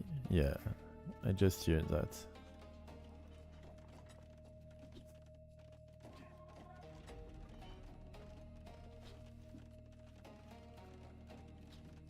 I don't know why he's going with full archer Bulgarian. He doesn't know that he doesn't have crossbow? Something like that? I don't get it. But Helical, if he is making his +2 defensive faster, he could be the most happy man on the earth because his knight will take only 1 damage from our feudal archer and he could just clean everything like that fast, you know. But maybe he's thinking that because my opponent can't really snowball on this oh, there is a hole. And he's thinking that his opponent can't snowball on this mass of archers, so he doesn't need to kill it faster, you know?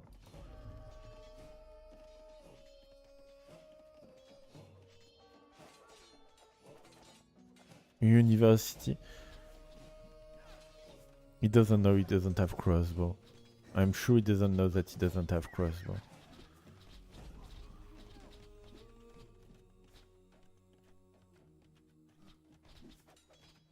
We have seen a siege workshop and we'll see Mangonese going forward.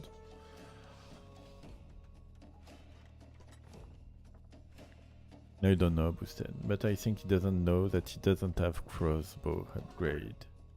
So now he's risking everything for everything because he knows that his army won't be viable, so he will try to do a howling push with Creepost. But this will... nice attack ground. This Creepost will die, I think. Oh!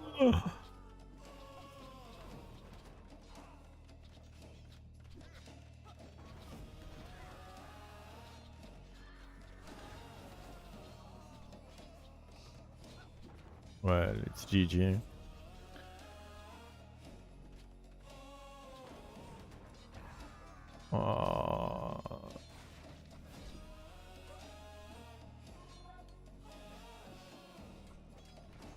I don't have the word to comment that. Please say GG, G-Skills, it was a nice try, but you forgot that you didn't have crossbow, so you can't contest that, please. Equally such great in this game. He doesn't need anything. I knew that was coming. I did it anyways.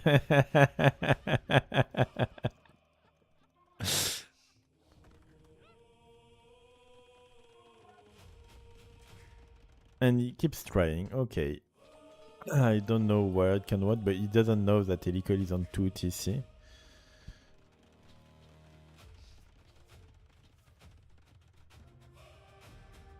Okay. I think he doesn't lose because of the oil. He loses because he was going with Food Archer Bulgarian. And that's why he loses. But Helical was just about to drop a castle, probably here, and close the game. That's why he play from Helical. So Cleveland is made and Burmese won against Bulgarians. 1k8 boosted. 1,800 hilo. So let's go on the game 2. I don't know if I have changed the title of the stream.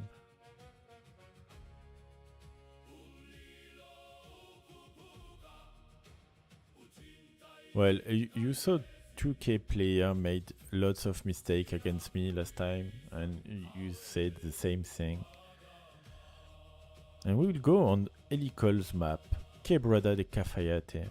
So J-Skill choose to play to go on Helical's map choice. And what I am seeing is quite sad, because he didn't keep Chinese for Stranded, but picked Chinese on Quebrada. And I really dislike this pick. Chinese is so OP, he's blocking his ship from going back, so kill both. Okay. So Chinese start isn't well mastered here. And on this map, I like balls, you know.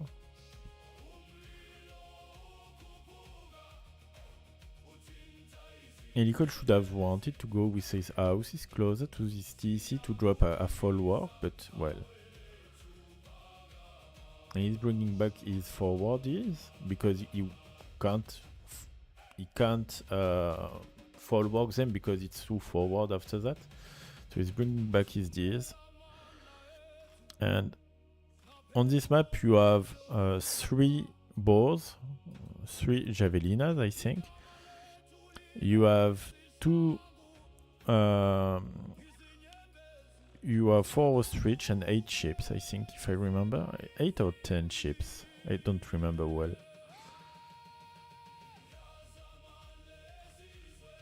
Seems to have 10 ships, no?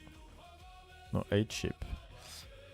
This wood line is worth, each tree is worth 400 wood. So it's really nice to make your wood line on this small wood, because this small wood is worth that amount of wood.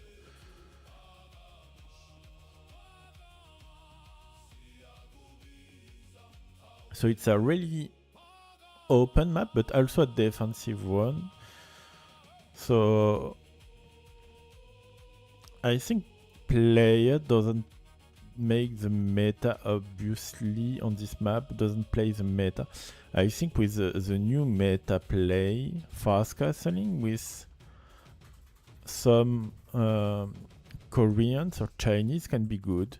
Chinese can be good with this fast castle on this map, because going fast castle fire lancers doesn't cost you anything and can be really hard to counter if your opponent is staying feudal and doesn't manage to make you damage. And on this map, since it's so easily defensive because your lumber camp is here and you can have a safe gold mine if you are lucky enough, I think fast castling is really strong on this map.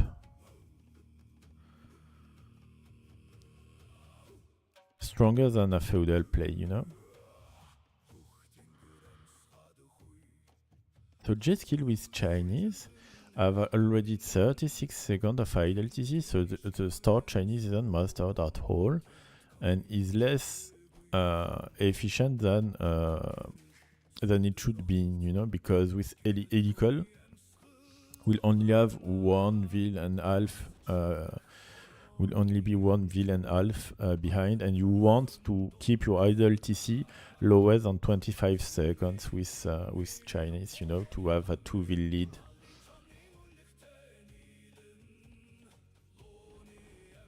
All work is done for Helical, a nice fall work. He made it to have 3 X's at each side to can drop a full forward forms around it, so it's nice. And Helical would just go Feudal Age. Okay. Will he make a second lumber camp or not? It seems that he will have 8 villas on this small lumber camp. I'm not found. I don't like it. Yeah, he will drop some on other. He will make another lumber camp here, I think.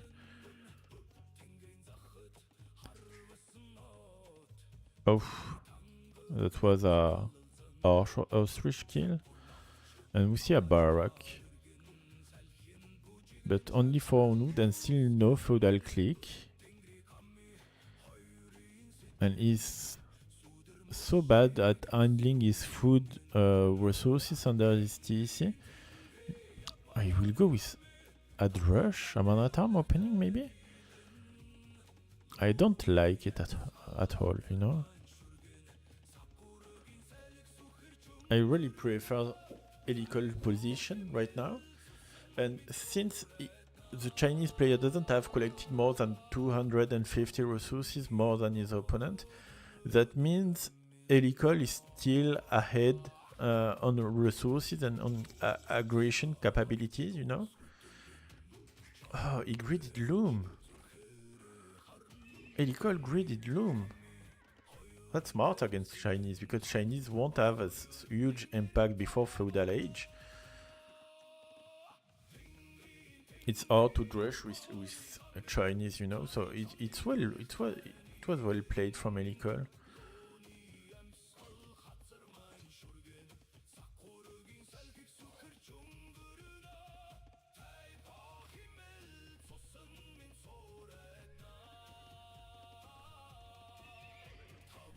We'll see a scout, and if the scout doesn't go. Why J-Skull is sleeping? J-Skill is sleeping with his army. J-Skull is a mix with Helical and J-Skills, you know.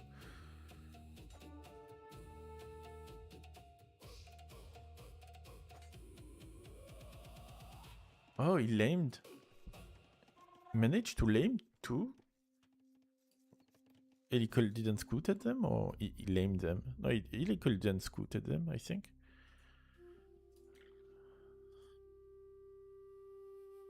He didn't scoot at them, okay, so...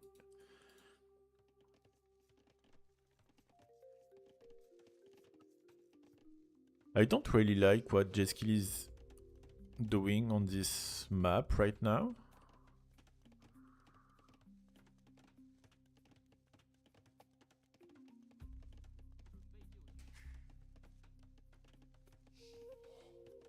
And he's still not ahead really in resources collected. Maybe now he will start to be, because he has 2 Vil lead from Chinese opening, you know.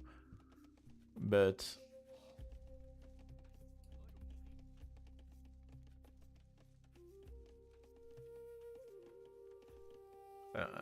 I don't know. I don't like this opening, this late opening, you know.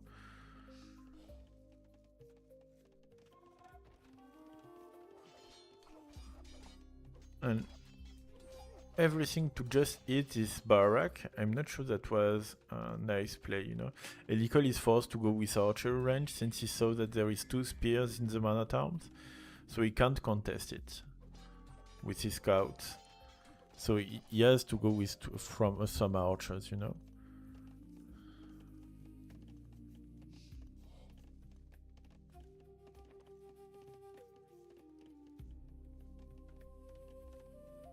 I will try to wall a bit.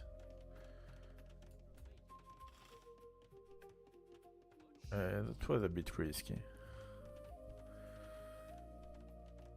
He has scouted that, so he can wall right there and secure a farming position in this area, you know, with another follow-up. I don't know if that rock terrain blocks farming. I hope not.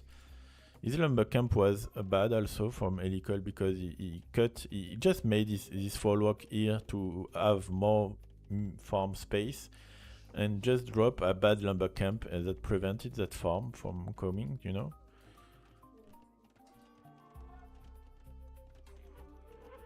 And that was a nice hit from these lancers.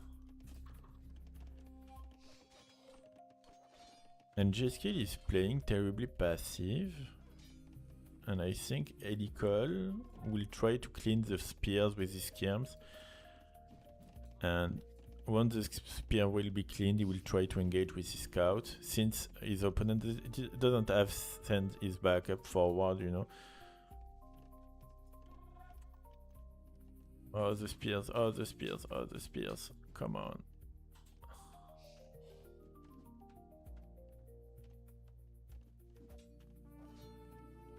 And now the backup are here, so... But without fletching, yeah, where is the blacksmith?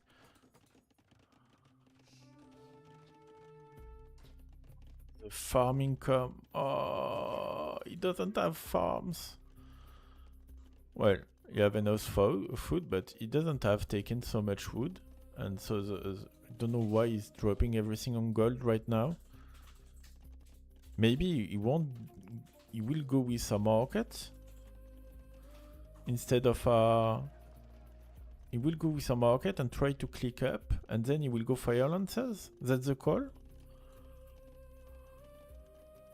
But he will have so much pressure.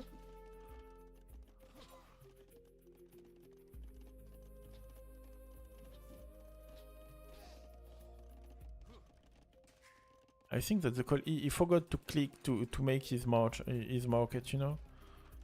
I said marcher, I think. It's market. He will have a hard time by holding everything. But with the market, he can buy his castle edge and then go for on fire lanterns. Maybe that's the call. Just drop your food and you can click, mate. Are you going with a tower? You are going on stable. I don't like it at all, mate.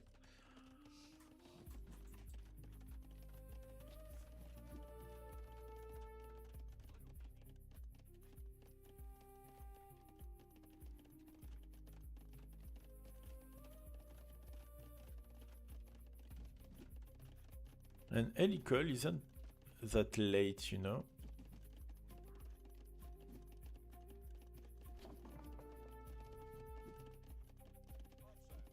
Nice micro from Helical. He keeps just harassing his opponent. He doesn't let his opponent leave easily, you know.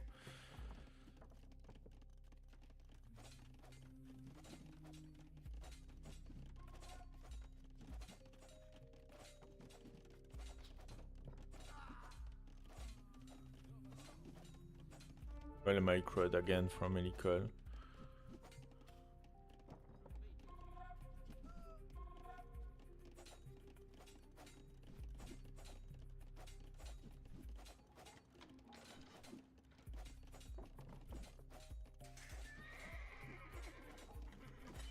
And during the transition, he didn't produce any units, so I don't really like it.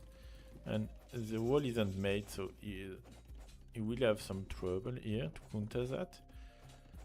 And we will see a bit of everything, you know.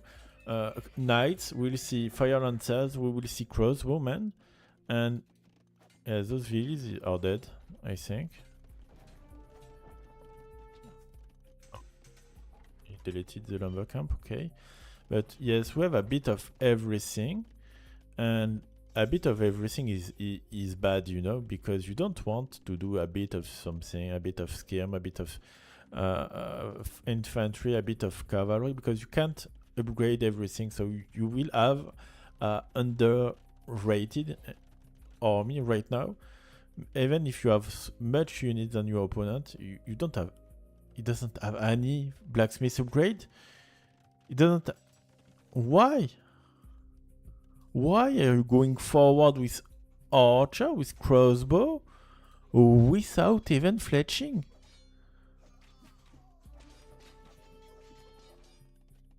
I I don't understand. I don't understand at all.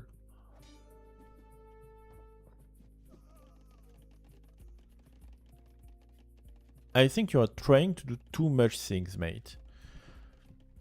You should choose one unit and upgrade it, you know? But at least choose one unit, you know?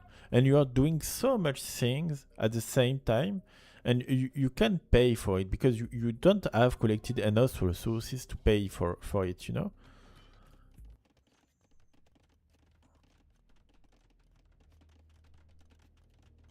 Is dropping another TC to protect the gold in there and to have some wood income too.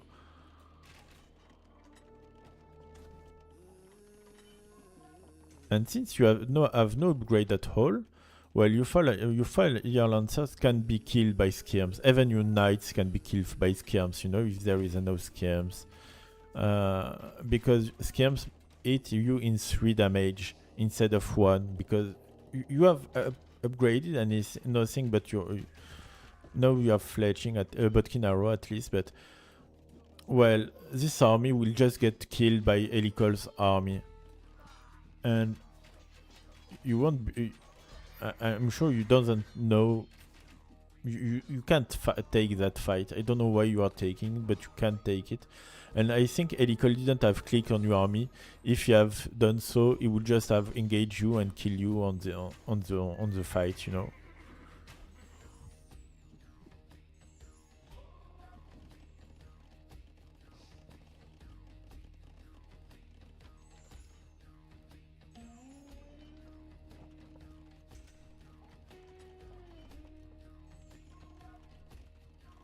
And we'll see a university to go with a ballistic for Helical.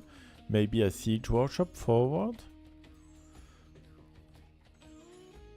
The second armor for the skirm, and the skirm will be uncontested.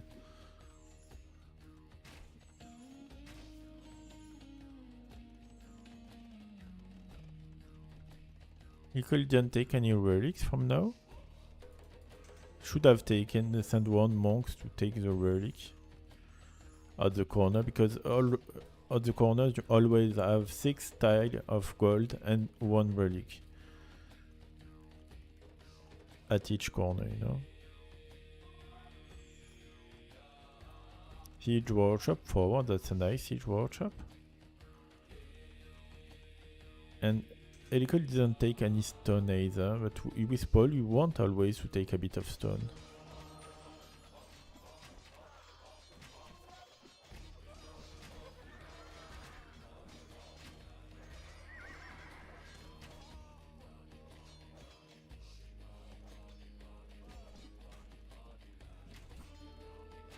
And as we said, game is almost over, because this army without any upgrade is a bad army. And just get killed easily.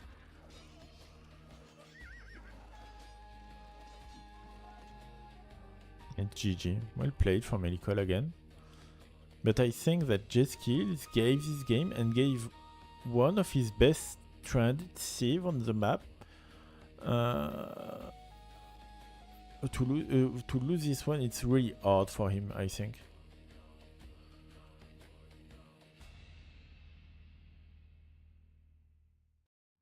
So, guys, on the draft, Kibroda was 1 for Helical, and Paul's 1 against Chinese. So,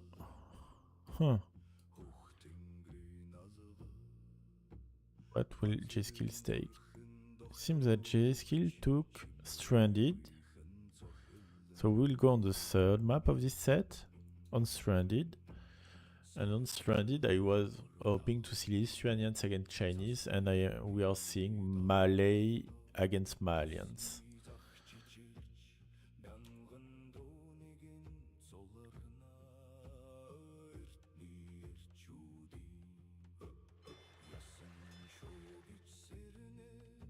And J-Skills doesn't want to take any fish. It seems he just drop his dock as fast as possible and then will probably go faster to his TC to drop his TC faster than his opponent. Meanwhile, Helical just drop his dock and scooted a bit to drop his dock a bit later, but he's making a house. Okay. And then he will just go on the shore fish.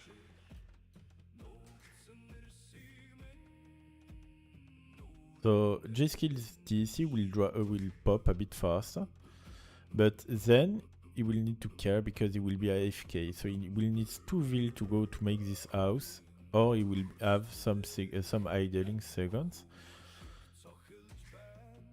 And as we are seeing that Helical TC making with 3 or 2 vills difference your TC. Okay. Well, it's something like 5-second difference. I will try to check on that.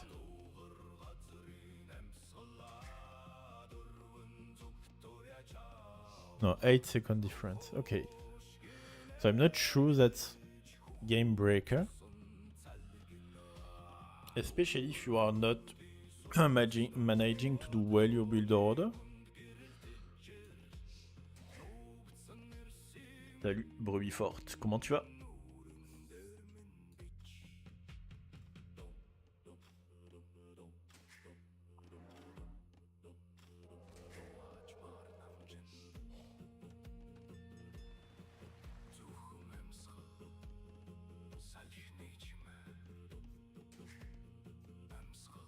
I don't know what to think about the matchup between Malians and Malay.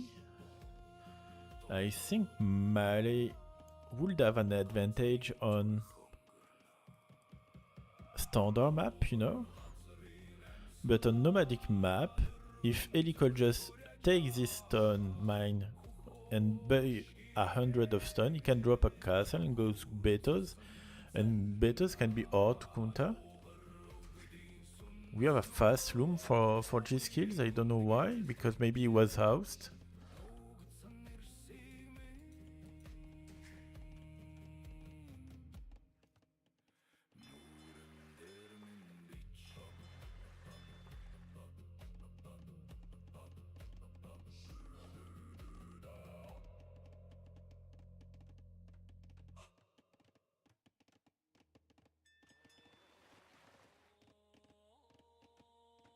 Huh.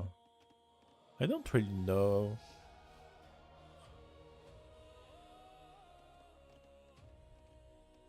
Helical seems to have handled better the build order than J-Skills, so he has a huge advantage. He managed to catch up the late, induced by the fact that he made his TC only with 2 vills instead of 3. But you have 1 fish more, and the idling for loom just made him. Oh, okay. Now he made loom also, so both players are even on that.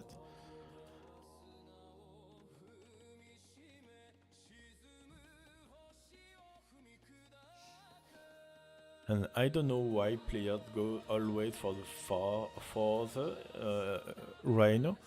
Because on this map you are so far from your opponent that there is a few possibilities that you will be steal from 1 elephant, you know? Well, except if Helical goes for this elephant after that. But this one is quite far, he will need his buffalo to help his will, and with nice micro, you know? We see a full fish boom build, so we'll see a second dock fast for J-Skills, and he will make a full fish boom build. Meanwhile, Helical will probably make an hybrid build with, I think, a fast, well, at least some fast feudal aggression. He's trying to click because he's idling. I don't know why he's idling. He should have just made another ville, you know? He had 25 seconds of idle TC, doesn't want any second to idle that time, you know? So Helical will go with a fast aggression. And if he wanted to go with a fast aggression in water, I would have preferred that he have dropped some forward docks, you know? And instead of that, no, he will drop a barrack, he will go with some man at arms. Okay. And Jeski is fearing that man at arm.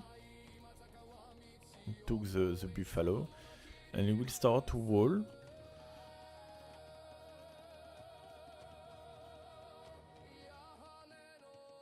Interesting game plan from J-Skills. He's trying to go with the new meta, the new water meta that is making lots of fishes and try to snowball with a castle age timing your opponent, you know? And if Helical doesn't find any damage, well, Helical would just get step forward, you know, and lose his advantage. He's not going for man at arms, he's going with a fast archer play with some hulks to apply pressure on his opponent. Maybe 1 2 clicks, yeah, he's clicking. And by seeing Helical feudal, he knows that Helical is quite will harass soon, so he really needs to drop a barrack. And he will need to drop a tower to defend himself probably. And he's go with a third dock. I don't really like this dock, I would have preferred it somewhere like that.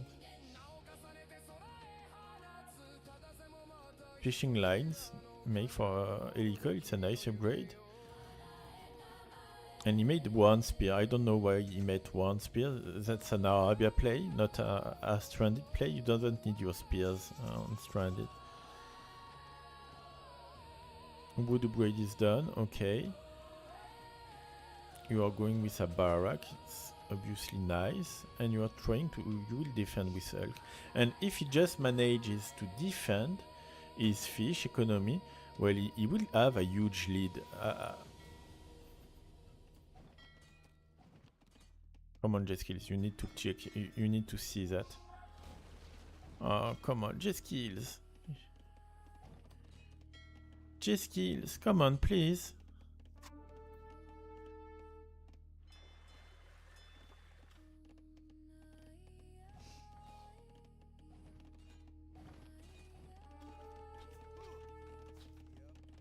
And we're seeing a militia.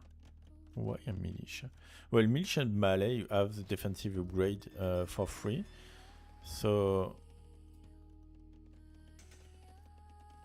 yeah, the tower was up here.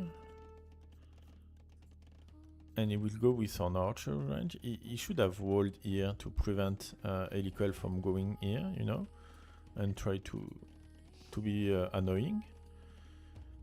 But for now, it seems that J-Skills have the economic advantage, you know. He didn't make fishing lanes though, but he should make, and he should expand with more docks, and he's going skirms.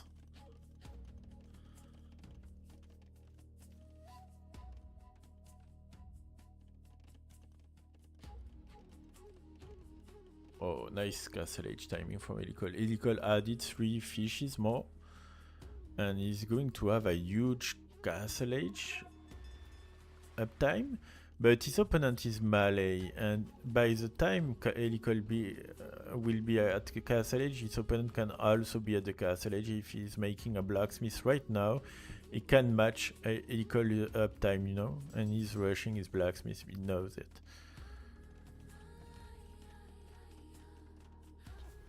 I would really like the schemes to go out and try to take damage on the archers.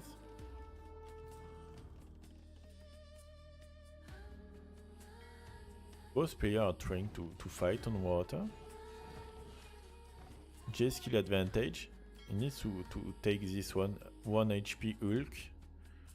And he's trying to. Will he try to take the Veil? He's not taking the Veil. The Veil should have been dead right now, and he's not. So the dog will. A bit of micro, yes, he has micro. So he still have advantage, and Helical will win with backups this fight, but just because with backups, you know.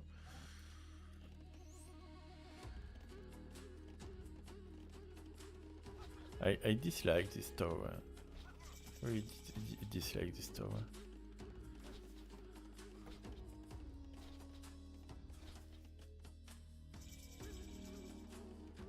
Still no fishing. Yes, see, he made fishing lines.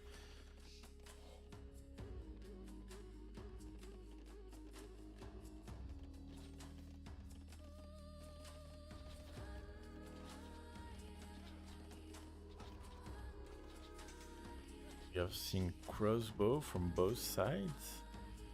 Helical doesn't have the economy to build it right now, but he will click it as soon as possible, I think. And we see crossbow from melee side, and crossbow from melee side can counter that if his opponent have fletching that he still don't have. And yeah, he should take the fight right here.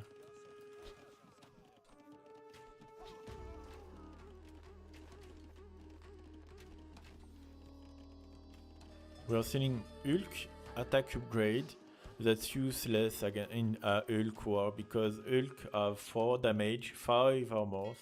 So if you are making your attack upgrade for Hulk in a Hulk war, it serves nothing. It has no use at all, you know. So in a Hulk war, don't bother to make forging attack. The only thief that can have an impact with in a Hulk war with his upgrade is Kittens, because the forging attack will go will count as a +4 attack, you know.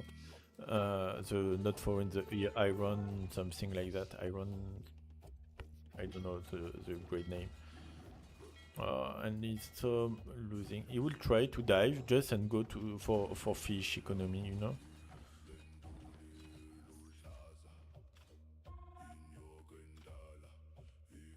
In order to do this, he should have just gone with how to say that, an university and the placement upgrade, you know, because there he is fighting under the dock, so he will lose the fight where he should have won it, you know, because you have more numbers of Hulks. Seems that the Ville just died here.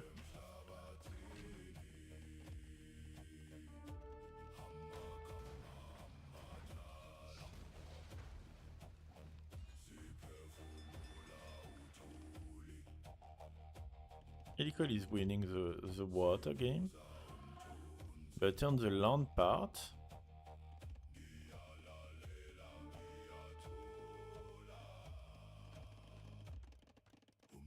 seeing on university, so maybe a fast ballistic.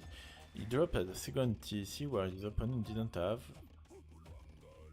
and J skill or just making Bodkin arrow right now. It's so late, I think. J-Skill is taking some stone. He sold this stone maybe at one time. No, it hasn't sold it. No, he made a tower and dump. So he's taking stone to drop another TC, and he may want to take this stone mine too. He had a really bad shot, bad Mangono shot that was nice for Helical, and the monastery for Helical will drop monks that will produce monks that will convert the elephant. And when you are making a transition to help you, like an elephant transition like that, you should keep it secret until the moment you want to use it and kill something with it, you know. now he just showed that at Helical that he has an elephant, and he can do more to counter him. So Helical will just drop a monastery, make some monks, and have the fight. You know, Helical won the water because he didn't just fight poorly on the water, fight it poorly on the water. So Helical is just winning the water fight.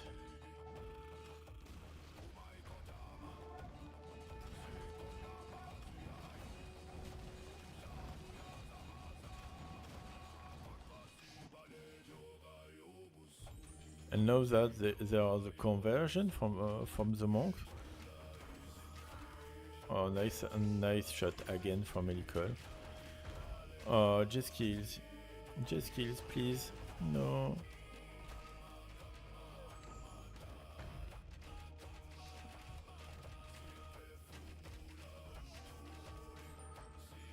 Game is over. J-Skill lost the water, J-Skill lost the land, game is over. Well played from Helical. But that's details, you know, some short details. J-Skill played better the build order and the map with his melee, I think, but he's showing too much. Well, he's really late on his blacksmith grade first, and then he shows this elephant when he shouldn't have shown it. When you are really... Information is power, and more in AOE than in other games. If you know what your opponent is doing, you can counter it. And so all this is an initiative game, as I said always. If you have the counter of opponent army, you have the initiative, okay? So the game, if between two around the same elo player, is on about who will have the initiative the longer, you know? And showing your hand, like in poker, showing you your hand, well, if I am playing poker and I show my hand before betting, well, my opponent will always know if he wins me or not, and so he can wait when I bet and just do bet when I lose, you know. And that's the same thing. If you are showing to your opponent that you are going with a transition too soon, well, you're showing your hand to your opponent, and your opponent just say, okay, now I'm losing, but I will just do the thing to counter your hand, and I will just win the next fight, you know. So it's really important to know about this initiative thing. I don't know how to say that better, but yeah, it's kind of battle of initiative, you know. And around, if both players are around the same skill, around the same level, the mechanic level, you know, well, everything plays on initiative, you know. I'm not sure I'm so clear about in showing this, but yeah, you should really don't. If you show to your opponent something, it's big, he will counter it, you know. So don't show it until you can clutch with this transition. Well, guys, it's a 3-0 for Helical. Helical is so solid, you know. He's so a strong player. And he didn't have even played his 2 top thieves. Would have played this on Isthmus, maybe. Or in Zimbabwe. I don't know what he would. He may wanted to counter a unique play with Berber on Zimbabwe, you know, a Rata play or a Korean play. Okay, so I will stop there. Tonight we will have a French cast between the two Lucas of the French community. Shirar and Pimp. I will cast it with Eratus. I hope that you will be alert to encourage both one or the other side. I am rooting for Pimp because Shirar is winning too much, is crying too much, you know. And I'm rooting for Pimp on this match, even if he's a challenger, because Shirar has something like 150 look more. But yes, I hope that that Pimp will win. And remember, if Shirar ban the main sieve of Pimp, what he has called that? I think that that means that he has no balls. Pimp saying that, okay?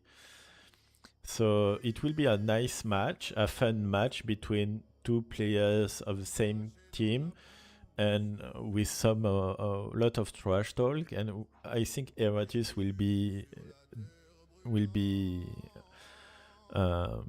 not the last to trash talk his teammate too. So it will be fun to cast that, and I hope we will have a good time together. And we'll back Thursday morning at 6:45 GMT for probably ladder games, because I'm not sure that for the round 4 we'll have a set yet played, you know. So I will just raid you and find someone nice to raid.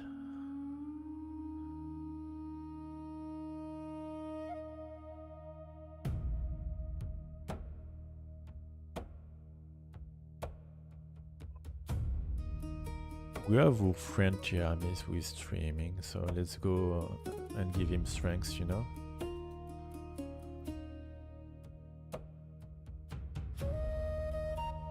Have a good day, everyone, and see you on Thursday or tonight if you want to enjoy French cast and French sound. Have a good day. See you.